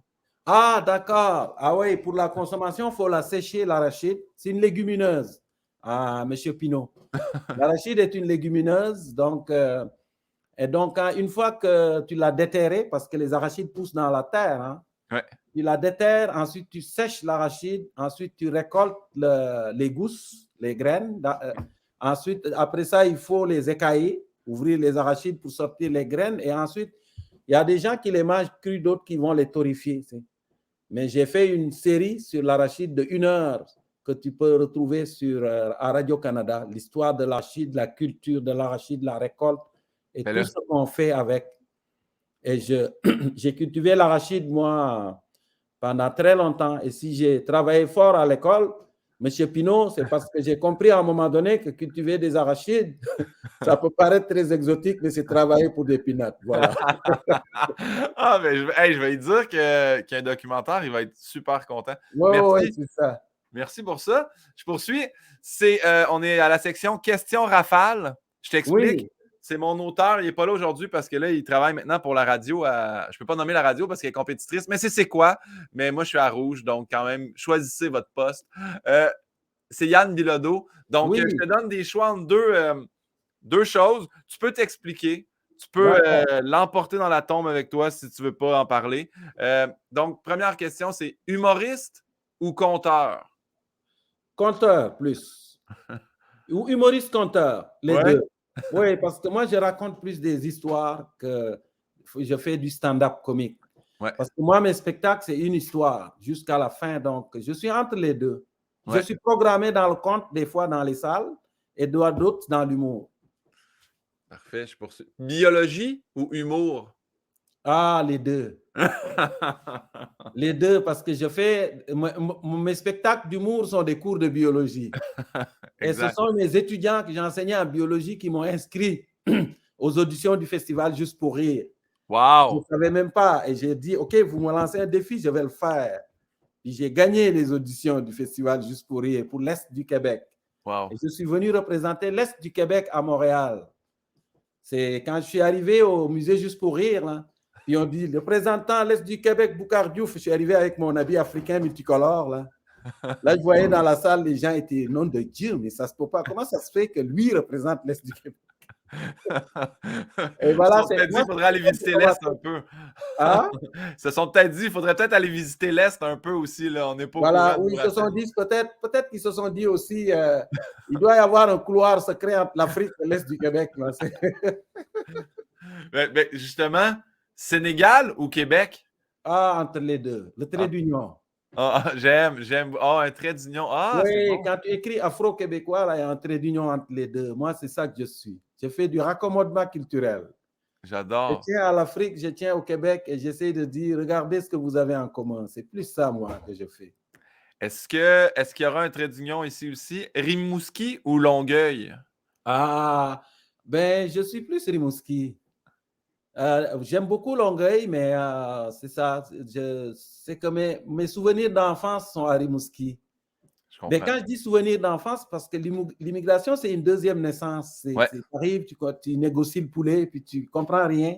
Puis, tu apprends. Puis donc, mes premiers souvenirs de rencontrer des gens, de me faire des amis, de frencher, tu sais, de faire des parties avec plein d'amis, c'est à Rimouski. Donc, quand je vais à Rimouski, c'est mes souvenirs d'enfance au Québec sont là. Et c'est aussi l'estuaire du Saint-Laurent à la hauteur de Rimouski, de Matane. C'est mon territoire de jeu. Donc, je suis plus un Rimouskois puis un Longueuillois d'adoption. Mais nationalité rimouskoise, plus. La prochaine, des kiwis ou des hommes? Ah, je pense que j'étais l'homme, puis Francis était le kiwi. Non, non, j'aimais les deux. Ouais. Les deux. J'ai eu beaucoup, beaucoup de plaisir à faire l'émission avec Francis. C'est Ouais. et la science des aliments. Je suis comme ton papa. C'est ça qui ma passion. Une de mes passions, c'est ça. J'adore. Alors, c'est ça. La prochaine, je suis content parce que tu en as parlé au début, mais la poutine ou la palourde royale? Oh, la poutine. Non, quand j'étais étudiant, j'ai assez mangé de poutine. Là. Ouais, ouais. J'ai tellement mangé de poutine qu'un jour, mon foie m'a dit, OK, Boucar, signe ton don d'organe, là, je veux changer de corps. Ouais. Et où la bonne poutine que tu as mangée? Y a-t-il une place de prédilection? C'est partout. Ouais. Ah non, mais à moi, c'est guerre de poutine, là, je suis plus capable. Là. C'est là que tu comprends que le Québec, c'est un endroit paisible. Là. Ah, Guillaume, Ouais. quand tu arrives, tu dis, OK, le sujet qui divise le plus la population, là, qui les met en état de guerre, c'est où a été inventée la poutine. Là. Ouais, ouais. Où se trouve la meilleure poutine ou qui a inventé le fromage en crotte. Ouais. Là, tu C'est dis, quand OK, vous êtes vraiment dans un pays de paix pour vrai. Oui, oui, ici, c'est relax, là. Nos débats sont mollo. La meilleure poutine, c'est à côté de chez vous. Ouais. Ah, c'est bien ça. Chacun Oui, a sa meilleure poutine. ouais. Ben, moi, je salue Lucier à Saint-Hyacinthe qui ont leur propre technique, qui mettent le fromage en dessous des frites avec la poutine de chez Lucier à Saint-Hyacinthe. C'est une merveille. Bon, voilà. On les salue. Demande à tes auditeurs, là, à ton Ouais. fan club, demande-leur de te dire où se trouve la meilleure poutine en ville. Oui, mettez ça dans les commentaires. Écrivez-nous. J'ai hâte Oui, de savoir. parce que je suis convaincu que chacun va te dire c'est chez lui, là. Ouais. Saint-Hyacinthe, je l'accepte. Parce que Saint-Hyacinthe, c'est la capitale de l'agroalimentaire au Québec. Donc, Oui. pour moi, la poutine, ça vient avec des patates. Alors, les patates et le lait de vache. Et pour moi, Saint-Hyacinthe, quand on parle de vache et de lait, c'est là que ça se passe. Exact. Donc, Ouais. bien plus qu'à Victoriaville, là, ou à Drummondville. Fait que, voilà. Pour moi, je dis la meilleure poutine, c'est à Saint-Hyacinthe. Oh, là, ça vient de devenir l'épisode le plus populaire. Non, mais parce que moi, Guillaume, j'aime la vache. Pour moi, c'est mon animal fétiche. J'ai été berger pendant toute ma jeunesse, jusqu'à l'âge de 17 ans. Mon père a encore des zébus. Donc, pour moi, j'ai un attachement émotionnel avec ce qui se passe à Saint-Hyacinthe. Et j'ai été souvent au festival là. Ouais. Et m'émouvoir devant les vaches. J'adore ça. Wow, j'adore. Boucard, la prochaine. Faire de la scène ou écrire dans la presse? Oh, j'aime beaucoup plus écrire que faire de la scène. Oui! Oh, beaucoup plus, mais pas juste dans la presse. Moi, mon travail, ma famille te le dira, c'est d'écriture. Ouais. C'est d'écrire des livres, c'est d'écrire des chroniques. Le spectacle d'humour, d'écrire l'humour, c'est sporadiquement que je fais ça. Mais à 90% du temps, je n'écris pas de joke. J'écris beaucoup plus d'autres choses. J'écris des scénarios aussi pour des documentaires, pour Radio-Canada. L'écriture, pour moi, c'est ma thérapie. Ben, Étant donné que, comme tous les humoristes, je vis avec un démon intérieur un peu. Il faudrait que les gens le sachent, parce que quand tu vas dans les coulisses d'un festival, tu comprends que les humoristes, chacun a sa bibite quelque part. Alors, moi, c'est ma façon de sortir ma bibite, c'est d'écrire. C'est mon besoin numéro 1, c'est ça. Ben, on poursuit dans l'écriture d'abord. Les microbes ou du caca? Ah, les deux sont liés. Ouais. Le caca est fait de microbes, beaucoup, beaucoup, beaucoup. Mais les microbes, c'est les fondations sur lesquelles s'est construite la vie sur la Terre, tu sais. Ouais. On ne les voit pas, puis on pense qu'on est plus fort que les microbes, mais ça ne marche pas. Les virus sont plus forts que nous, de loin. J'écris beaucoup de textes là-dessus dans la presse. Ouais, c'est pour ça que j'ai pas sorti ça comme ça. C'était pas une question. Je sais. Ouais. Mais tu sais, les microbes, ils sont sur la planète, certaines depuis proche de 3,5 milliards d'années. L'espèce humaine a 300 000 ans d'âge, maximum. Ouais. Alors, l'expérience, ça ne s'achète pas. Ça ne s'achète pas, puis de penser que juste en développant un vaccin, on va réussir à éliminer le virus, ça ne marche pas. Les virus ont des capacités d'adaptation extraordinaires. Ouais. Et c'est le temps qui leur a donné ça. Le temps qu'on n'a pas, nous. C'est la sagesse de l'expérience. Nous vivons grâce aux microbes. Un humain, c'est des cellules humaines qui sont moulées sur une colonie de bactéries qu'on appelle le microbiote, que tu connais. Sans le microbiote, on ne vivrait pas. Et on se rend compte que tout ce que nous faisons en lien avec le microbiote aujourd'hui, c'est que toute notre vie tourne autour des microbes. Un Ouais. humain, un humain. Toi, Guillaume, là, si je devais te décrire, je dirais que tu es une cité fortifiée, comme la cité de Québec, pour se protéger. Pourquoi? Parce que nous, quand on est arrivé, les microbes avaient occupé tous les écosystèmes de la Terre, n'est-ce pas? Ouais. Alors, on n'avait pas le choix de se fortifier. La bouche, tu vas voir, la salive, il y a des anticorps là-dedans, il y a une substance qu'on appelle le lysozyme, on a d'autres substances avec des noms moins poétiques pour se protéger des microbes. Les yeux, tu as les larmes, les cils, les sourcils, tout ça, c'est pour se protéger les microbes, tu vois? Ouais. Et quand tu regardes, partout, il y a un trou par lequel les microbes peuvent entrer, il faut mettre des fortifications. Et malgré ça, les microbes rentrent quand même. Ouais. Et quand ils rentrent, nous avons, avec le temps, développé des armées qu'on appelle le système immunitaire. Ça, c'est les unités d'élite de la défense de notre cité fortifiée et qui ont des spécialités. Alors, notre vie a été façonnée par la présence des microbes et tout ce qu'on fait est souvent lié directement ou indirectement à leur présence. On a développé la médecine, la microbiologie, les vaccins à ARN, les savons, tout. C'est en fonction de... pour augmenter nos fortifications, pour ne pas être victime des microbes. C'est donc, je dis les microbes. Wow. Voilà. L'humain est un animal domestiqué par les microbes pour voyager, mais il ne le sait pas. Hein? C'est un biologiste qui disait ça. Ouais. C'est tellement une source de savoir, là. J'aime ça t'écouter, là. Et puis ça donne bien parce que la prochaine question, on a posé la même à Laurent Turcot parce que je trouve que Laurent aussi, quand je l'écoute parler d'histoire, Oui. moi, j'étais pas bon à l'école en histoire, mais quand je l'écoute me parler, j'aurais écouté ça des heures de temps. Donc, Oui. la prochaine question, c'est apprendre ou enseigner? Ah, enseigner, c'est apprendre. Parce que enseigner, c'est juste apprendre avant et venir partager ce qu'on a appris avec les autres. Ouais. Et il arrive qu'un étudiant te surprenne avec une question, tu ne sais pas, tu dis, donne-moi une semaine, je vais répondre à ça. Donc, et en enseignant, on apprend plus. Alors, moi, j'aime beaucoup les deux. Mais apprendre fait partie des choses que, moi, lire, là, c'est une des activités que je fais le plus. Et lire dans toutes les directions. Ouais. Et je t'ai dit, quand on s'est rencontrés, je t'ai dit, c'est important de prendre les chemins de gravel. Je ne sais pas si tu te souviens de ça. Quand tu fais de l'humour, il faut surprendre les gens. Et pour surprendre les gens, il faut élargir ses champs de compétences. Faut prendre. C'est pour ça que je t'ai dit, écris sur ce que tu fais, l'ergothérapie. Ouais. Et lis aussi. Lis parce que quand tu lis, tu ne prendras pas les autoroutes de l'humour. L'humour, il y a des autoroutes où on l'attend. Les hommes, les femmes, ma blonde, l'achat, la publicité, les trucs. Et de temps en temps, il y a des gens qui arrivent et qui prennent un chemin de gravel. Au lieu de prendre l'autoroute pour aller à Québec, là, où il y a juste le Madrid à admirer, tu peux prendre la 132.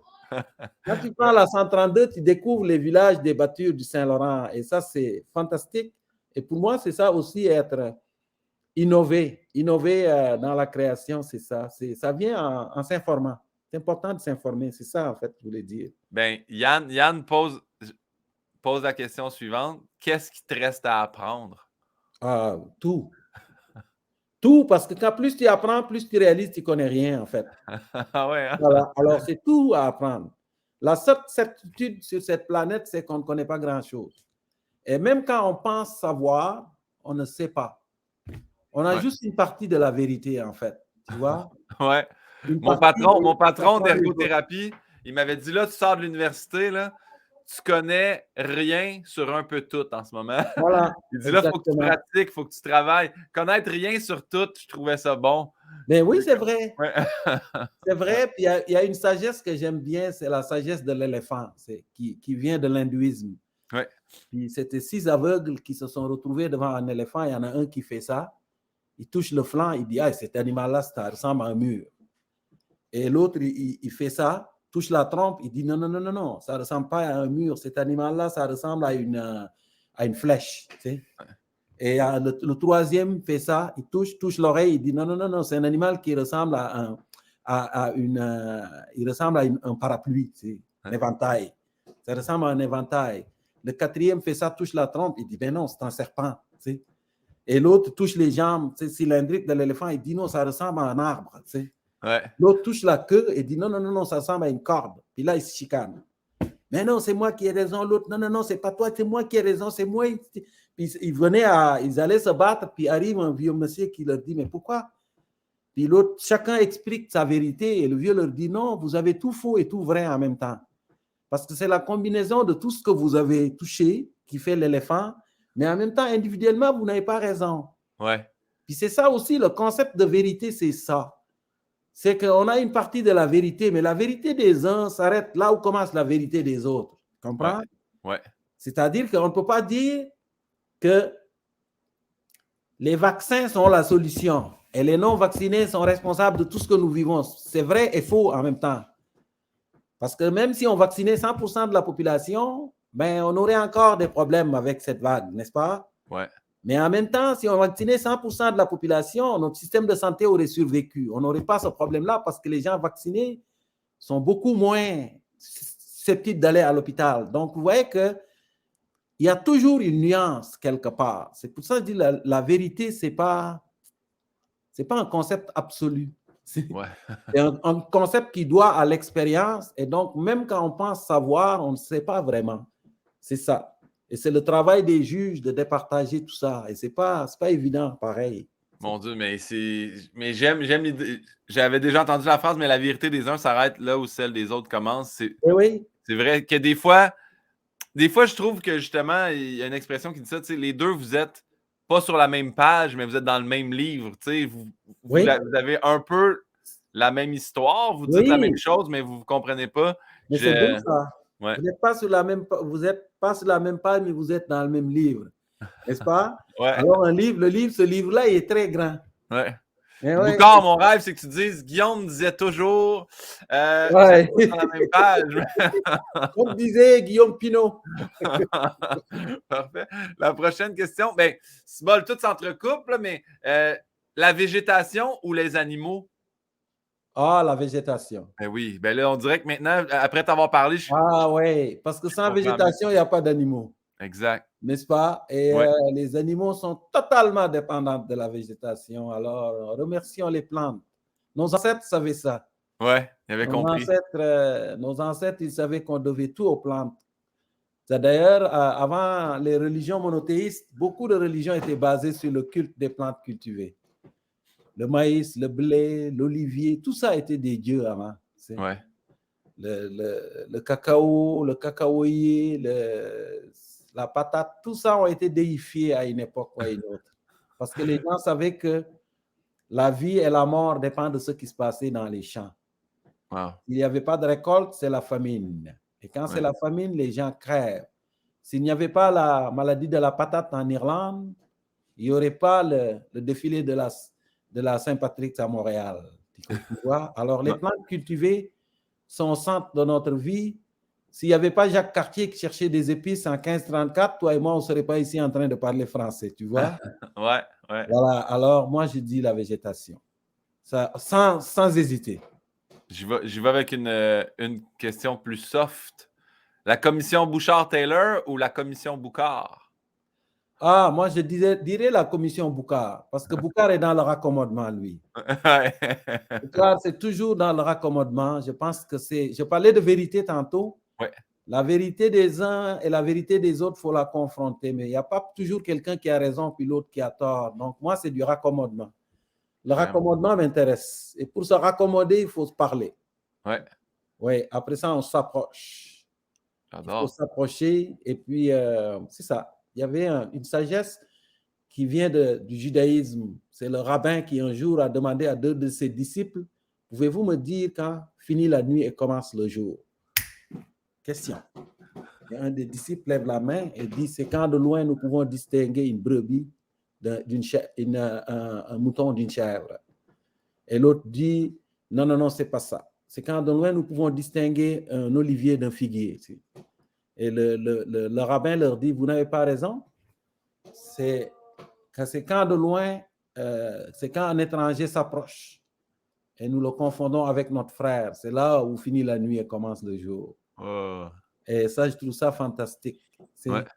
Et ça, pour y arriver, ben, ça prend la communication, l'ouverture, la bienveillance, l'empathie. C'est J'aime ça. tout ça. Je vais réécouter cet épisode-là plein de fois. Il y a tellement de belles phrases qui ont été dites. Puis c'est pas de mon côté qui ont été dites, c'est vraiment de ton côté. Mais de ton côté aussi. La prochaine question, Francis Reddy ou Mike Ward? Francis Reddy. Francis, parce que c'est quelqu'un d'extrêmement généreux. C'est la personne la plus généreuse que j'ai rencontrée ici. On parlait d'ouverture, mais moi, c'est Francis qui m'a amené à la télé et FDZL. FDZL et Francis. Mais c'est Francis qui m'a accepté dans son émission alors que je ne connaissais rien dans la télévision. Il voulait que ce soit moi. Je suis arrivé, je ne savais pas où se trouve une caméra, je ne connaissais que dalle de la télé. J'avais un accent, les gens se plaignaient de mon accent, ils me disaient, il n'y a pas de problème. Ils vont s'habituer, Puis aujourd'hui, c'est fait. Les mêmes gens qui se plaignaient de mon accent, aujourd'hui, c'est eux qui disent, ah, Boucar, c'est pour ça qu'il faut être patient avec... faut communiquer. Il faut communiquer, mais aussi il faut laisser le temps. Laisser le temps aux immigrants. Leur laisser le temps. L'adaptation, l'intégration, ce n'est pas quelque chose qui se fait du jour au lendemain. Ça prend du temps et de l'amour, la bienveillance. Parce que quand quelqu'un ne se sent pas bien, c'est très rare qu'il dise « je vais adopter la culture de ces gens ». Tu comprends? Et si moi, les gens avaient chialé jusqu'à ce que je sorte de la télé, parce que ça aurait pu, Francis m'a caché ça un peu. Les gens écrivaient des lettres, on ne comprend rien. Tout, Francis m'a caché ça, mais moi, si j'avais vu ça, j'aurais démissionné. Puis j'aurais démissionné, puis je ne me serais plus jamais approché de ça. Et ça aurait été dommage pour moi d'abord. Mais aussi. Pour nous aussi. En tout cas, je pense avoir quand même quelque chose d'un peu pertinent à dire sur ce qui se passe ici et sur le vivre ensemble, sur la science, sur la vulgarisation. Mais non seulement ça, c'est que tu arrives avec des yeux flambant neufs tu sais, nous, on est ici, on voit ça, on est comme, ben oui, banc de neige, sirop de... Toi, t'arrives, puis tu nous racontes ça, puis on fait comme... C'est vrai qu'on fait des trucs weird, quand même, où on découvre... On dirait qu'on redécouvre notre propre culture dans tes yeux à toi, puis ça, je trouve ça vraiment pertinent. Mais sais-tu quoi? Moi, c'est vraiment ça, là. C'est bien décrit. Comme disait Guillaume Pinot, faire découvrir sa culture par les yeux d'un étranger, c'est bon. Mais c'est vrai que c'est ça que je fais. Parce que moi, je suis québécois. Hein. Tu n'es pas plus québécois que moi, en fait. Non. Puis tu as quel âge, Guillaume? J'ai 38. 38. Alors, moi, en 1991, je suis arrivé ici. Bon, là, tu es un peu plus québécois que moi. C'est ma face d'enfant qui donne l'impression. Oui, c'est ça. Je dois avouer que tu peux me dire retourne dans ton pays. Retourne dans ton pays, qu'est-ce que tu fais ici? Mais il reste que beaucoup de jeunes, des fois, me disent, tu es sénégalais. Et moi, je leur dis, je suis plus québécois que toi. Tu as 25 ans, moi, j'ai 31 ans de Québec. Je suis plus québécois que toi. Excuse-moi, là. Puis tu me déjà là, tu as vécu une Coupe Stanley au Québec. Ça, c'est pas grand monde qui peuvent dire ça. Là. Il y a une crise du verglas, mon gars. Oui, hey, Saint-Hyacinthe, je l'ai vécu, là. Voilà, alors moi, j'ai connu quand même la crise du verglas, là. J'ai connu la différence entre péter aux frettes, là. non, c'est vraiment ça. Se geler le cul puis péter aux frettes, là, je connais la différence, OK? J'essaie. Je l'ai retiré de mon spectacle parce que je sentais justement plus d'empathie avec la pandémie. Mais quand je dis aux gens, je dis là, moi, j'ai vécu la crise du verglas, là, 29 jours enfermés chez nous, pas d'électricité. Là.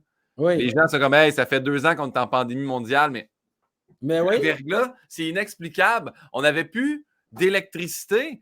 On s'éclairait à chandelle, on prenait des douches froides. C'était le retour aux sources, là. Se réchauffer au poêle au bois puis manger cuit sur le poêle, là, c'est pas... Mais tu sais quoi? Leur vérité n'empêche pas ta vérité d'exister. Exactement. Tu as le droit d'avoir cette vision de la vérité, tu comprends? C'est pas parce que tu as vécu la COVID-19 que ça n'a pas été traumatisant, la crise du verglas pour les autres. Alors, même si tu dis à la personne, tu n'as pas le droit de parler de ça parce qu'on traverse quelque chose de difficile, mais non, c'est pas vrai. Ça n'a aucun rapport. Tu sais. Tu as le droit de faire cette blague. Tu sais. Tu as le droit de continuer de faire cette blague. Ben oui. En même temps, mon producteur est content parce que ça raccourcit mon show. Fait que, tu sais, regarde, il y a deux vérités encore là. Mais Ouais. je poursuis avec le prochain dilemme moral. Jean-Philippe Plot ou Serge Bouchard? Ah, Serge Bouchard. Je trouve Jean-Philippe très gentil. Oui. Mike aussi, Mike Ward, Ben c'est oui. mon voisin. Mike est fin avec moi. Oui. C'est quelqu'un, quand même, quand tu l'approches, tu sais qu'il y a un cœur. Là. Oui. C'est Oui. quelqu'un qui a du cœur, pour Oui. vrai. Et Jean-Philippe aussi, Jean-Philippe, c'est une bonne personne, mais Serge Bouchard, c'est un monument. Serge Bouchard, c'est quelqu'un qui fait partie des gens qui m'ont donné le goût de fouiller le Québec, de l'étudier, de le visiter, de le parcourir, de le laisser entrer en moi plus profondément. Ouais. Parce que je le porte, le Québec, en moi. C'est pour ça que ça surprend les gens des fois quand je prends la parole ou j'écris dans certains sujets. Beaucoup de gens disent, mais Boucar, comment ça se fait que toi qui es Sénégalais, un Sérère venu de la savane, tu t'es approprié ce que nous sommes au point de nous parler de ça avec autant de profondeur? Parce que c'est vrai. Ouais. Même le vague à l'âme des Québécois, je le sens. Quand ils veulent virer, là, je le sens. Beaucoup de politiciens me demandent de me rencontrer pour ça. Les chefs de parti qui veulent savoir, Boucar, comment faire pour saisir les gens, l'humeur des gens. Mais moi, des fois, quand la culture, hein, Guillaume, c'est un peu comme un iceberg. Il y a quelqu'un qui disait ça. Quand tu arrives dans un endroit, ce que tu vois, c'est ce que les gens font. Mais ce qui est en bas est encore plus gros. Ouais. La partie cachée de l'iceberg, c'est ce qu'ils pensent et ce qu'ils ressentent. Et moi, en toute honnêteté, là, je pense que je suis capable de deviner ce que les gens ressentent au Québec maintenant. Et même quand politiquement je les vois virer, là, Ouais. j'ai écrit beaucoup à M. Couillard quand il était Premier ministre pour lui dire, attention, tu vas manger une claque, là, je le sens venir. Je le sens. Ouais. J'ai tellement écrit sur lui pour lui dire, il faut que tu changes d'attitude. Change parce que tu vas manger une claque. Et c'est arrivé. Oui. C'est arrivé pour de vrai. Ouais, ouais. Et donc, je pense que des gens comme Serge Bouchard, c'est des gens extraordinaires. Et je regrette, moi, j'ai parlé de lui beaucoup ces derniers temps dans les médias. Puis, c'est un individu, c'est une grande perte pour le Québec. Pas juste pour le Québec, c'est les nations autochtones qui ont perdu un ami. Ouais. Un ami très proche parce que Serge c'était le plus. D'ailleurs, je dis autochtone. Serge détestait qu'on dise autochtone. C'est mots fourre-tout là qu'on utilise pour mettre, on va dire les Italiens, les Sénégalais, les Ukrainiens, on va dire les Allemands et les autochtones. Ouais. Autochtones, on n'est pas foutu même de dire, on ne peut pas dire les Abénakis, on ne peut pas dire les Algonquins, on ne peut pas dire les Mohawks, on ne peut pas dire, de prendre le temps de les nommer là, Ouais. les Inuits montagnais, on ne peut pas dire les Vescarini, c'est parce qu'il y a des noms, leurs noms sont poétiques. Et Serge n'aimait pas qu'on dise le mot autochtone ou amérindien. Il y a une dimension très réductrice là-dedans.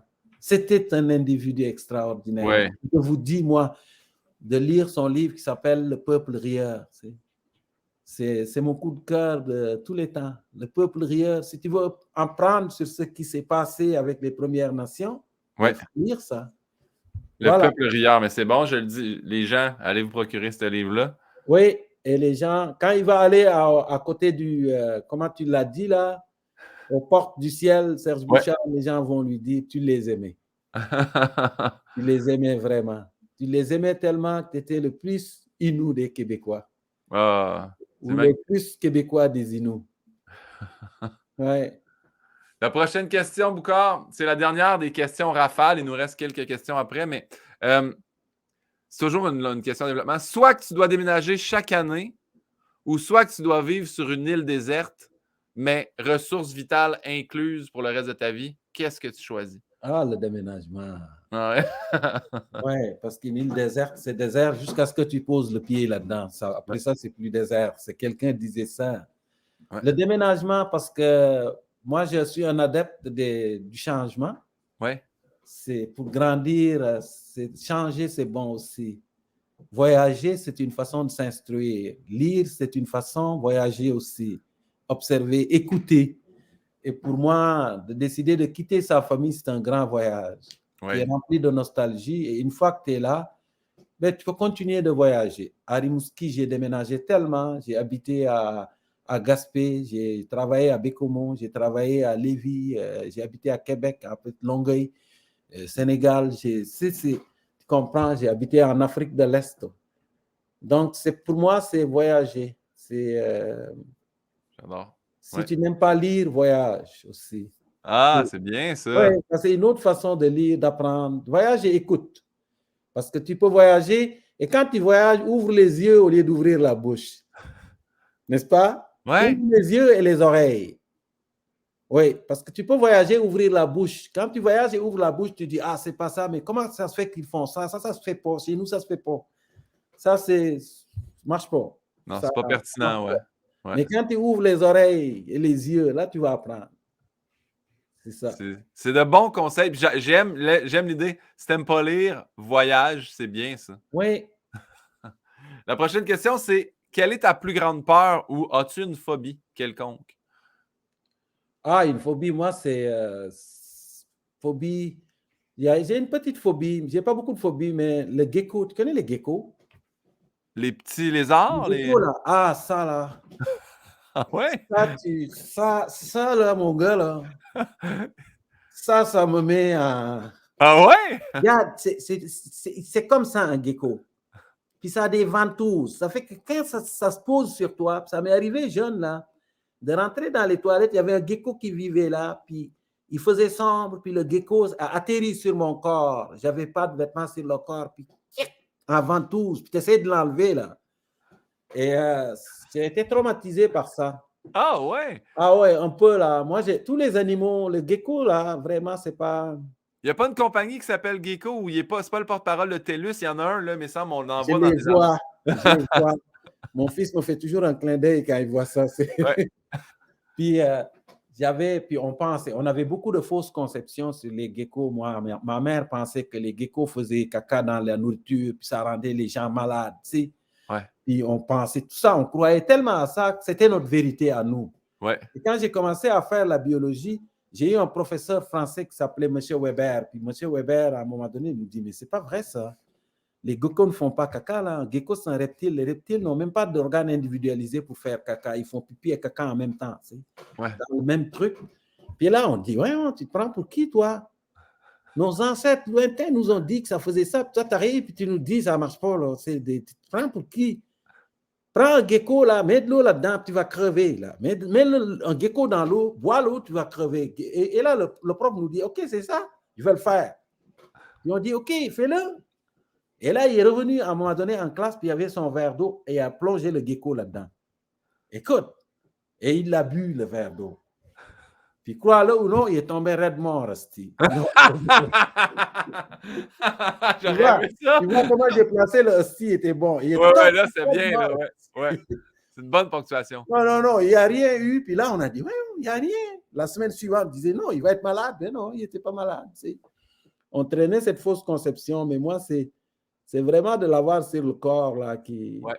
Oh, sans être une phobie, juste à penser à ça, là, j'ai des frissons. J'ai la chair de poule un peu. Ouais. C'est quoi pour toi le bonheur parfait, Boucard? Le bonheur parfait, c'est les autres. Ah, c'est pas toi, c'est les autres. Tu sais, Jean-Paul Sartre disait l'enfer, c'est les autres. Non, il y a tort. L'enfer, c'est le bonheur, c'est les autres aussi.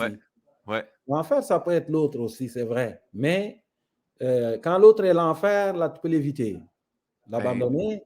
Mais le bonheur, c'est les autres. Ma mère disait ça. Ma mère disait bien avant les médicaments et les docteurs, l'humain est le remède, pas pour l'autre. Ouais. Tu peux tout avoir, mais si tu n'as pas les autres, là, ça ne donne rien. Tu vas rester emprisonné dans ton truc. Regarde, pourquoi on est malheureux, Guillaume, ces temps-ci? Parce qu'on est confiné. On ne voit pas personne, ouais. L'humain est un animal social. Il n'est pas fait pour être confiné. Nos prisons sont basées sur le confinement. Si tu remarques bien, on dit à la personne, Guillaume, tu n'as pas été bon, tu n'as pas été gentil, ce que tu as fait est vraiment condamnable, on va te sortir des murs de la cité, puis on va t'enfermer. Puis là, tu vas vivre l'anxiété d'exclusion. Tu ne fais plus partie de nous autres. Ouais. Mais c'est ça, le virus nous a dit, je vais mettre des porteurs asymptomatiques en vous, Vous ne pouvez plus vous voir les uns les autres. Et ça fait plein de problèmes mentaux. Ouais. Si on a des maladies mentales, là, on va en soigner en tabarouette, même après le départ du virus. Oui. À cause de ça, parce qu'on a besoin des autres. Pour moi, le bonheur, c'est les autres. C'est ça ma réponse finale.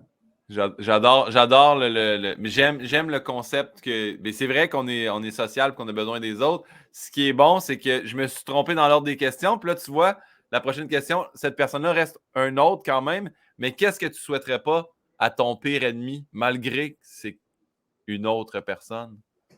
Moi, je pense que il ne faut pas souhaiter à ton pire ennemi le pire.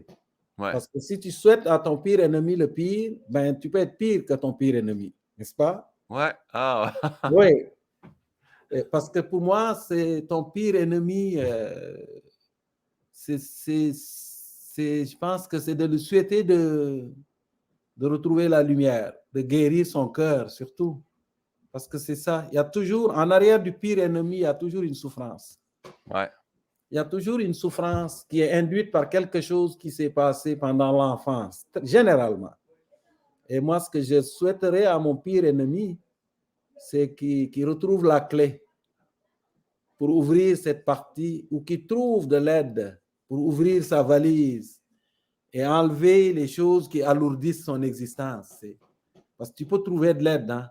Ouais. Tu vois, les gens t'aident, puis après ça, tu retrouves la lumière. C'est un peu ça aussi.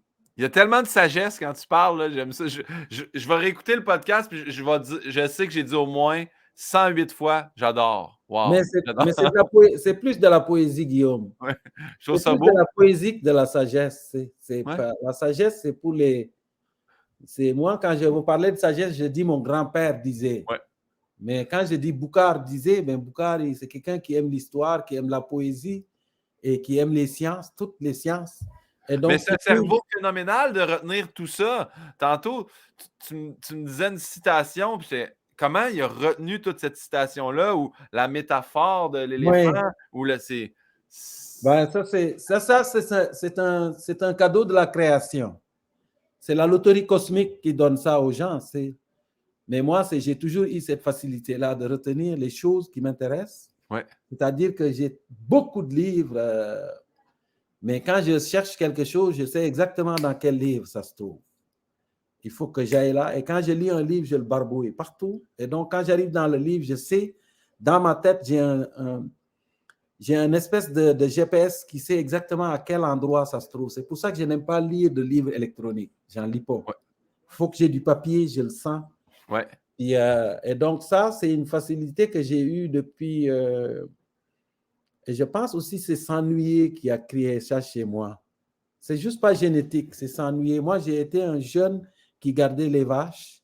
Donc, quand tu gardes les vaches, tu n'as que les vaches comme interlocuteur pendant toute la journée. De 8h à 17h, tu es avec les vaches, tout seul. Ouais.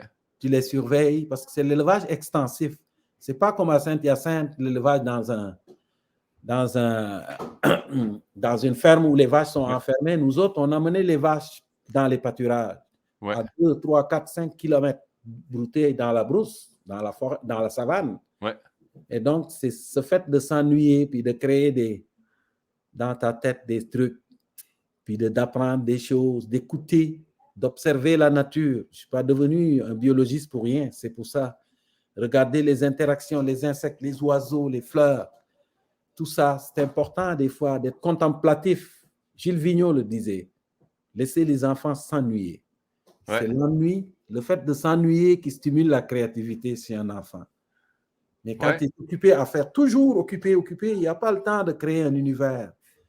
J'avais lu que les gens qui faisaient aussi un travail répétitif, où c'est rendu tellement machinal, étaient plus créatifs parce qu'ils pouvaient retomber dans leur tête, penser à des choses, vu que le cerveau était rendu tellement habitué que c'était machinal faire ce qu'il faisait. Ça se peut aussi, ça.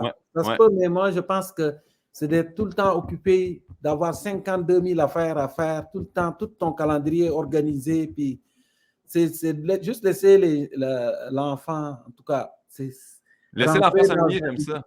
Dans son univers, prendre un bâton et s'imaginer que C'est un mammouth, puis travailler sur son mammouth, puis peigner Ouais. la laine, puis c'est ça. Wow. Est-ce que. Attends un petit peu, juste m'assurer, j'ai pas sauté. Ça a été quoi pour toi, selon toi, ta plus grande épreuve? Oh, moi, c'est surmonté. Moi, j'ai eu la poliomyélite quand j'étais jeune. Tu as remarqué ça, hein? Parce que je marche comme un rappeur, tu sais. Des fois, les jeunes me disent ça. Yo, man, ta démarche est comme stylée. J'ai dit non, non, non. Ma C'est une, démarche n'est pas stylée, elle est virale. c'est une claudication, ouais, c'est une boiterie. C'est une virale, c'est une démarche virale. Elle est pas stylée. Moi, j'ai eu le virus de la polio quand j'étais jeune, puis ça m'a magané la jambe droite. Puis ça a été le complexe. C'est le complexe qui a fait de moi un humoriste, en fait. Ouais. Parce que chaque humoriste a quelque chose qui l'a amené sur scène. C'est que Ouais. tu essayes de sublimer. Ouais. Tu es en thérapie pour quelque chose. Puis moi, ça m'avait un peu dérangé. Puis ça a été. Ce complexe-là, c'est ma blonde qui m'a sorti de ça. Ouais. Ma blonde et mon fils m'ont dit, garde, on sent qu'Alice, c'est ta jambe. Ouais. Ce qui nous intéresse, c'est pas ça. Là. Sors de ton esclavage mental avec ta jambe. Là, puis ça a été très thérapeutique. Mais en fait, le pire, c'est que tu le dis, mais je suis certain que, tu sais, plusieurs personnes. Moi, tu me dis, as-tu remarqué une boiterie? J'aurais dit, ah oui, mais j'aurais jamais su pour quelle raison. Ou, tu sais, je suis pas mal certain que là, il y a des gens qui l'apprennent dans le podcast. En plus. Fait que c'est vrai, des fois, j'aime l'idée de l'esclavage mental. Des fois, on a un propre préjugé envers soi-même que plein de gens ne se rendent pas compte. Oui, moi, je clopine, mais je marche droit. Exact, wow! C'est ça mon slogan. Il clopine, mais il marche droit. Il a un pied beau, puis un beau pied. Ah oui! Est-ce que tu te rappelles, Boucard, ton dernier fou rire? Ah, mon dernier fou... Est-ce que je me rappelle de mon dernier fou rire? Ah, je ne me souviens plus, Guillaume. Je me disais, je vais au moins réussir une fois à y faire dire quelque chose qui ne se rappelle pas. Mais est-ce que tu te rappelles d'un fou rire dans ce cas-là? Ben, mon meilleur fou rire, c'est vraiment la palourde royale. Ça a été... C'est pas quelque chose qui est joué. Ah non, c'est pour ça que j'ai vu plein de gens qui ont essayé de faire un remake, mais tu ne peux pas faire un remake de la palourde royale. Alors, ça a été extraordinaire quand même. Je pense que c'est mon meilleur, c'était celui-là. Je vais demander la bisoune marine. Je vais demander à Noémie, qui s'occupe de publier les podcasts, de mettre le lien dans la publication. Parce que sur YouTube, cette vidéo-là, tapez Palourde Royale, il va sortir en premier. Oui, ou tapez bisoune marine. J'aime beaucoup ce mot-là, les Québécois, le mot bisoune. C'est assez foqué un peu votre parlure, parce que quand tu dis une bisoune, ils disent, bon, c'est le pénis, c'est la bisoune. Ouais. Puis là, tu vas à l'autre bord, tu entends dire, c'est une zone. Non, non, non, c'est pas une bisoune, là, c'est une zone. C'est vrai que... moi, j'ai écrit une blague où je disais, dans mon dernier spectacle, j'ai dit, décidez-vous, c'est une bisoune ou une zone? Il va falloir en éliminer un, parce que déjà, grammaticalement, une bisoune, c'est deux zones. Bisoune, c'est deux zones. Donc, vous gardez zone ou bisoune? Il faut vous décider. Ouais, j'adore. Il y a juste les serpents qui ont deux zoones, en fait. Biologiquement, c'est les serpents qui ont des bisounes. Mais pourquoi on n'a pas de bisounes? Fait qu'on dit zone, on le tranche ici. Oui. On dit une zone, parfait. Zone, voilà, gardons zone, puis lâchons bisoune, n'est-ce pas? Oui, j'aime bien. Boucard. Minoun aussi, Minoun. Ouais, j'avoue.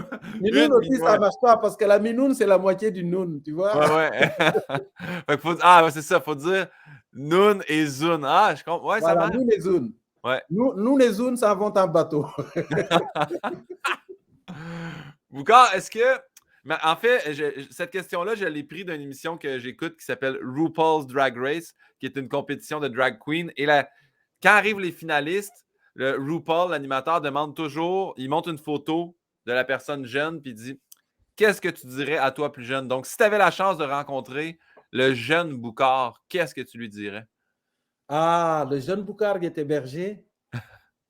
Ah, mais je ne sais pas ce que je lui dirais. Sais-tu quoi? Tout est possible. Ouais. Tout est possible. Moi, je retourne souvent dans les champs de mon père. Hein. J'arrive de là il n'y a pas quelque longtemps. Puis dans le troupeau des zébus, je prends des films avec les vaches. Encore, sont là. Ouais. Les champs qu'on cultivait et tout. Puis quand je rentre là, je marche tout seul, incognito. Tu sais? Et des fois, quand je reviens ici, je me dis, c'est quand même quelque chose, Boucar. Tu sais, de partir de là et d'être rendu où tu es, là. Ouais. J'ai été privilégié dans la vie, je trouve. J'ai travaillé beaucoup pour ça, mais il y a beaucoup de gens, des gens qui ont travaillé autant que moi, sinon plus, qui ne sont pas arrivés là, tu vois. Donc, c'est la loterie cosmique a été très généreuse. J'aurais dit au petit Boucar, tu sais, Boucar, tout est possible. Tout est possible. J'aime ça, la loterie cosmique. Je vais retenir ça. Oui. C'est beau comme expression. Ben, c'est le hasard de la vie. On appelle ça le hasard de la vie. Il y en a qui disent c'est le destin, la finalité. Mais moi, je préfère la loterie cosmique. C'est la loterie cosmique. C'est ça qui brasse tout. Effectivement. Ouais. Boucar, ça a été quoi ta découverte cette année? Puis là, comme on est très début 2022, je veux dire, ta dernière année, ça a été quoi ta découverte à toi? Ben, moi, la dernière année, je pense que la grande découverte, c'est de savoir de trouver les fractures qu'on a dans nos sociétés aujourd'hui. Et le virus a révélé. Le virus n'a pas juste magané. Il nous a magané, mais il nous a révélé une énorme fracture dans la population qui somnolait, tu sais. Ouais. Puis ça va être très difficile à rapiécer ça. À rapiécer. Le virus nous a montré que nos sociétés ne sont pas résilientes. Non, c'est vrai. On n'a pas cette résilience qu'avaient les gens autrefois. On ne l'a pas, on n'est pas patient, on n'est pas discipliné. On est plus individualiste aussi. On est individualiste, on n'est pas discipliné, on ne pense pas à l'autre. Il y a beaucoup de gens là, et là, je ne généralise pas. Oui. Je ne généralise pas. Il y a beaucoup de gens qui le sont encore, mais il reste que globalement, c'est ça que ça fait. Le virus nous a dit, vous avez des troubles, tout le monde occidental, pas juste au Québec. On n'est pas capable. Ouais. Tu regardes dans certains pays asiatiques, là, ils ont réussi tout de suite à quand même freiner, contrôler le virus. Ici, on patauge toute la gang. France, Italie, Allemagne, États-Unis, Canada, Australie, toute la gang, on en arrache. Tu sais. Il y a des fractures sociales et puis ça va être difficile. Ça va être très difficile. Ouais. Boucar, je demande toujours à mon invité de poser une question à mon prochain invité. Oui. Mon dernier invité était François Bouliane, humoriste. Et voici sa question. Boucar, qu'est-ce que tu aimes de l'humour québécois et qu'est-ce qu'il devrait y avoir de moins dans l'humour au Québec? Il devrait y avoir rien de moins dans l'humour du Québec. L'humour, c'est ce qui fait rire les uns ne fait pas rire les autres. Alors, c'est la diversité qui crée la richesse dans l'humour, d'abord. Oui. Et qu'est-ce que j'aime dans l'humour québécois? C'est l'autodérision. Le Québécois ne se prend pas au sérieux. C'est quelqu'un qui n'a pas besoin de l'autre pour rire de lui. Parce qu'il le fait assez bien lui-même. Hein? C'est vrai, l'autodérision, c'est fort pour nous. Ouais. C'est ça. Et puis, c'est la capitale mondiale de l'humour, le Québec. Moi, je n'ai pas de doute là-dessus. Parce qu'ici, l'humour est une industrie extraordinaire à cause de l'école, mais aussi, je pense, c'est l'hiver. Non, mais c'est vrai, Guillaume. Ouais. Quoi, les gens... J'ai lu un petit livre qui s'appelle Les Québécois, qui est écrit par Marcel Tessier, je pense. Et Marcel Tessier émet une thèse que j'aime bien. Il dit l'humour québécois s'est développé probablement à cause de l'hiver qui imposait tout le monde de s'enfermer dans les bungalows. C'est quand tu as 12 enfants, tout le monde enfermé dans une maison là, à cause de l'hiver, puis il faut vraiment détendre l'atmosphère. L'humour, ça fait baisser les tensions. Ça fait baisser les tensions quand on rit. On s'approche les uns les autres. Et l'hiver, il a été pour quelque chose, je pense. L'hiver a été pour quelque chose. C'est une hypothèse, mais je l'ai lu dans le livre de Marcel Tessier, Les Québécois. Mais la Québec, c'est la capitale mondiale de l'humour. C'est le seul endroit sur la planète où on entend même les gens dire « ça goûte drôle ». Non, mais c'est vrai. Pense à ça, là. On peut dire, lui est drôle, lui est pas drôle, mais les Québécois vont aller jusqu'à mélanger le goût et l'humour. C'est ça, goût drôle. Tu te dis, comment quelque chose pour goûter drôle? Ouais. À Ouais. moins de manger un clown, là, je ne sais pas, moi. Ce Ça qui fait te une fait. farce. C'est peut-être la farce de la dinde. Tu sais. Ouais, exact. Mais, mais c'est pour moi, c'est l'humour, la quantité d'humour, ça fait la santé d'une société. Mais il y a une limite. Il y a Mais une limite. François repose. C'est rare d'ailleurs que les artistes font ça, mais François a posé une deuxième question, puis ça m'intrigue aussi. Donc, à quoi ressemble la culture humoristique au Sénégal? Ah, beaucoup à celle du Québec. Ouais? Ah oui, oui. Moi, je pense que si j'ai réussi à faire rire les gens ici beaucoup, c'est justement parce qu'il y avait une espèce de proximité humoristique quelque part. Le Québécois aime se faire raconter une histoire, puis qu'il y a un dénouement à la fin et rit. Ouais. C'est ça à l'époque des cabarets, c'est un peu... et puis, ça ressemble à ça. Les Sénégalais aiment bien rire d'eux. Quand tu arrives là, tu es capable de rire d'eux. Ouais. Ouais. D'observer leur tic, comment ils dansent, puis ce qu'ils font, ils vont adorer, ils vont t'aimer tout de suite. T'sais. Puis les Québécois aussi, quand tu rentres, tu comprends des petits trucs dans leur culture et tu leur sors ça, tu le disais, tu leur montres une image miroir, puis ils se reconnaissent là-dedans, puis ils font « Oh non, de Dieu, ça n'a pas d'allure pareil. » Ouais. Et moi, j'aime bien fouiller la langue pour faire ça. Alors, ça se ressemble pas mal. Je pense qu'il y a une grande ressemblance qui fait que le mix se fait bien. Le mix entre le Sénégal et le Québec se fait bien. Ouais. Et je le sens. Tous les jeunes qui viennent du Sénégal, qui arrivent ici, qui finissent. Mon neveu vient d'arriver, il s'appelle Babacar. Puis il travaille dans un dépanneur, puis il a rencontré Carole, puis il fait rire Carole beaucoup, tu sais. Ouais. Il fait rire Carole, puis Carole l'a fait rire, en lui passant toutes sortes de sapins. Il lui passe des palmiers sur l'hiver en lui disant, peut-être mon gars, là, tu vas comprendre la différence entre se geler le cul puis péter aux frettes. Là, tu vas... Ouais. Je vois tout de suite qu'avec Carole, ça va faire ça. Ouais. Oui, voilà. Ah, c'est beau. Ben, c'est ça, le besoin de l'autre, c'est exactement, c'est un bel exemple, encore une fois, tu sais, de deux personnes qui se L'humour, ça parlent. sert à ça. Ouais. Ça sert à faire tomber les barrières, à bousculer les représentations, à enlever les masques. Pas les masques contre la COVID, on va les garder là. Oui, oui. Mais c'est à ça que ça sert. Ça sert à rapprocher les gens. Moi, je dis souvent, quand quelqu'un rit généreusement de ta blague, toutes ces barrières de protection tombent. C'est comme si chacun avait une espèce de vitre qu'il protège. Puis il ne faut pas que tu t'approches. Mais quand il fait ça éclate sa vitre. Et là, du coup, il est prêt à recevoir. Tu sais. Ouais. Et tu peux lui envoyer plein d'informations. C'est un outil de sarclage du cerveau. J'aime ça, puis ça me rappelle. Le cerveau, puis tu plantes des affaires là-dedans après.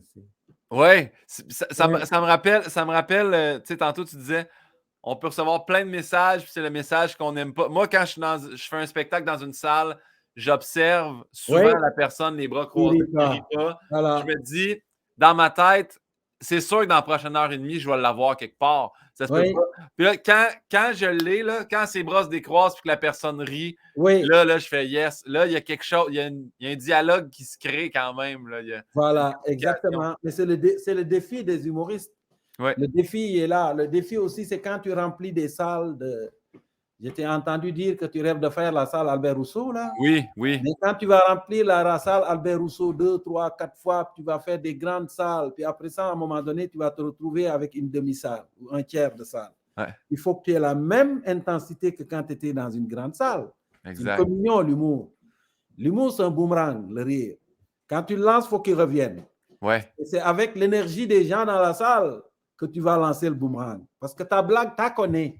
Ouais. Et 45 fois, 50, 200 fois que tu l'as fait, tu la connais, ta blague. Elle ne te fait pas rire.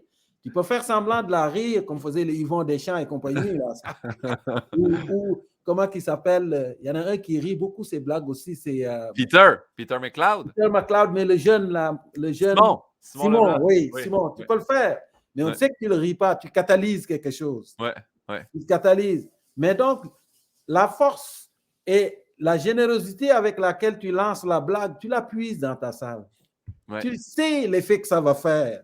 Et en sachant l'effet que ça va faire, ça te donne le goût de donner de l'énergie à la blague. N'est-ce pas?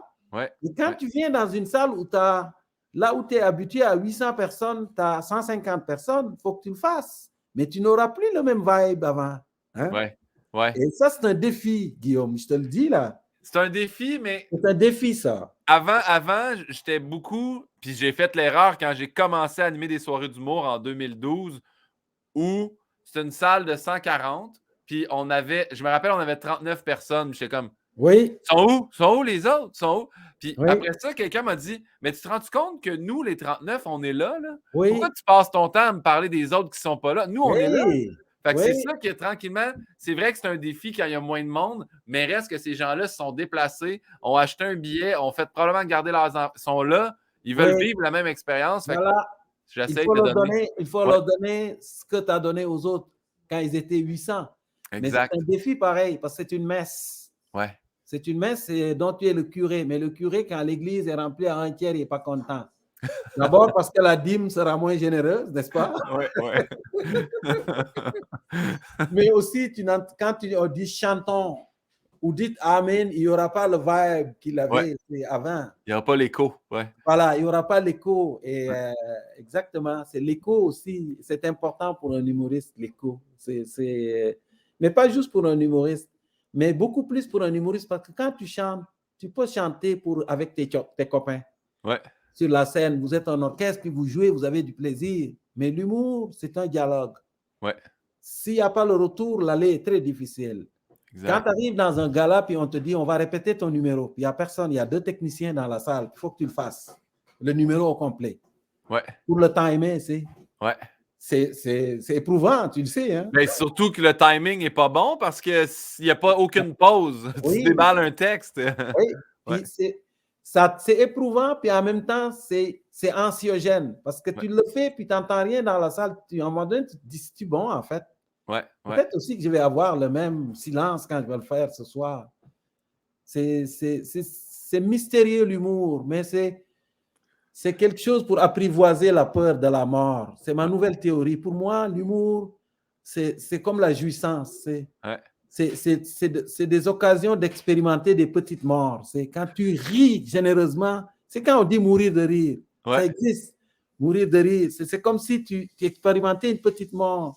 Jouir aussi, c'est ça.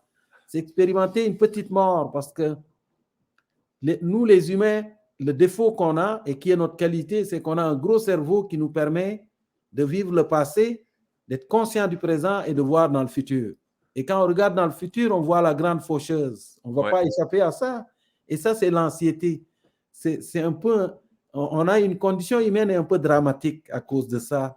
Et tout ce qu'on fait est en fonction de ça. Tout est en fonction de notre date fatidique qui est devant. Tu sais. Ouais. Mais rire, ça permet de juste sublimer ça. L'espace d'un temps, d'oublier l'espace d'un temps, toutes les tracas, toute l'anxiété, tout le stress, puis de sortir, puis de dire, ah, c'est de vivre en fait. Rire, c'est vivre. C'est le bon côté de la vie un peu. Crime. Boucard, ça donne très bien parce que c'est rendu à ton tour de poser une question et c'est un humoriste que je recevrai, mon prochain invité, Arnaud Soli. Aurais-tu une question pour Arnaud? Alors, Arnaud, j'ai une question sérieuse et une deuxième question pas sérieuse. Parfait. Bon, vu qu'il joue de la flûte avec son nez, là, est-ce que ses parents n'auraient pas bien fait de l'appeler Arnaud Soliste? Oh, j'aime. Ça, c'est ma question, Guy Lepage, d'accord? Tu l'appelleras comme ça, d'accord? OK, parfait. Le jeu de mots. Oui. Mais Arnaud Soli, il s'est prononcé beaucoup pendant la pandémie, n'est-ce pas? Puis il a fait l'objet de beaucoup d'attaques. Oui. Alors, il y a un proverbe qui dit, est-ce que le dard du mépris peut percer la carapace de la tortue? Tu lui demanderas ça. C'est une question philosophique. Je vais lui demander. J'ai hâte de lui demander. Et si tu te dis, ouais, Steve Boucard, avait-tu fumé de la drogue en posant cette question? Si tu vois que je m'en fous, tu lui dis, tu lui diras, OK, j'ai une autre façon de la formuler. Il y a quelqu'un qui disait, la confiance, c'est comme un château de sable. Oui. C'est difficile à construire, mais c'est facile à détruire. Qu'est-ce que tu penses de ça? Oui, j'aime ça. Mais voilà. j'aime celle-là avec le dard du mépris. Est-ce qu'il peut traverser finir la par percer la carapace de la tortue. Autrement dit, qu'est-ce que ça lui a fait, ça? Oui.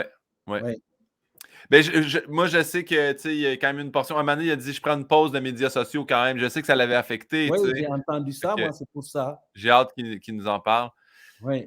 Boucard, c'était un énorme bonheur et plaisir Quelle belle discussion. Merci pour ton temps. En terminant, je demande toujours ça à mes invités. Est-ce que tu as quelque chose que tu aimerais plugger? Y a-t-il quelque chose qu'on doit regarder, consommer, lire, voir, écouter Moi, avec Boucard? j'ai écrit plein de bouquins, si ça vous tente. Là, j'ai écrit une dizaine de bouquins qui sont disponibles sur les librairies, sur Amazon, partout, que vous pouvez lire, qui ressemblent un peu à la jazette qu'on est en train de faire. C'est des réflexions. Donc, vous avez l'embarras du choix. Si vous voulez lire sur la sexualité, j'ai écrit un livre qui s'appelle Pour une raison X ou Y, Boucard disait, une brique. Ouais. Si vous voulez les arbres, j'ai écrit Rendez à ces arbres ce qui appartient à ces arbres. L'écologie de l'eau, j'ai écrit une trilogie là-dessus. J'ai écrit un livre sur les microbes qui s'appelle La face cachée du grand monde des microbes. Puis j'ai fait plein de documentaires pour Radio-Canada que vous pouvez écouter. Mais moi, c'est surtout le plaisir d'avoir fait ça. Ça me permet de parler à d'autres gens à qui je ne parlerai pas, n'est-ce pas, dans ce que je fais. Les gens qui sont avec toi, tu es jeune, tu es beaucoup dans un milieu qui est totalement différent du mien. Donc, de parler à ces jeunes, c'est un privilège pour moi. Alors, je te remercie. Merci, Boucard. C'est tellement gentil. Je sais que moi, tout mon entourage familial va adorer cet épisode-là. J'espère que les gens vont l'aimer tout autant. Donc, je te laisse. Est-ce que tu as un mot de la fin? Et là, je clique, ça va partir le générique. Ben, tu es mon frère, Guillaume. Si tu étais noir, on t'aurait appelé Pinot Noir. C'est ça mon slogan. Merci. Bonne journée.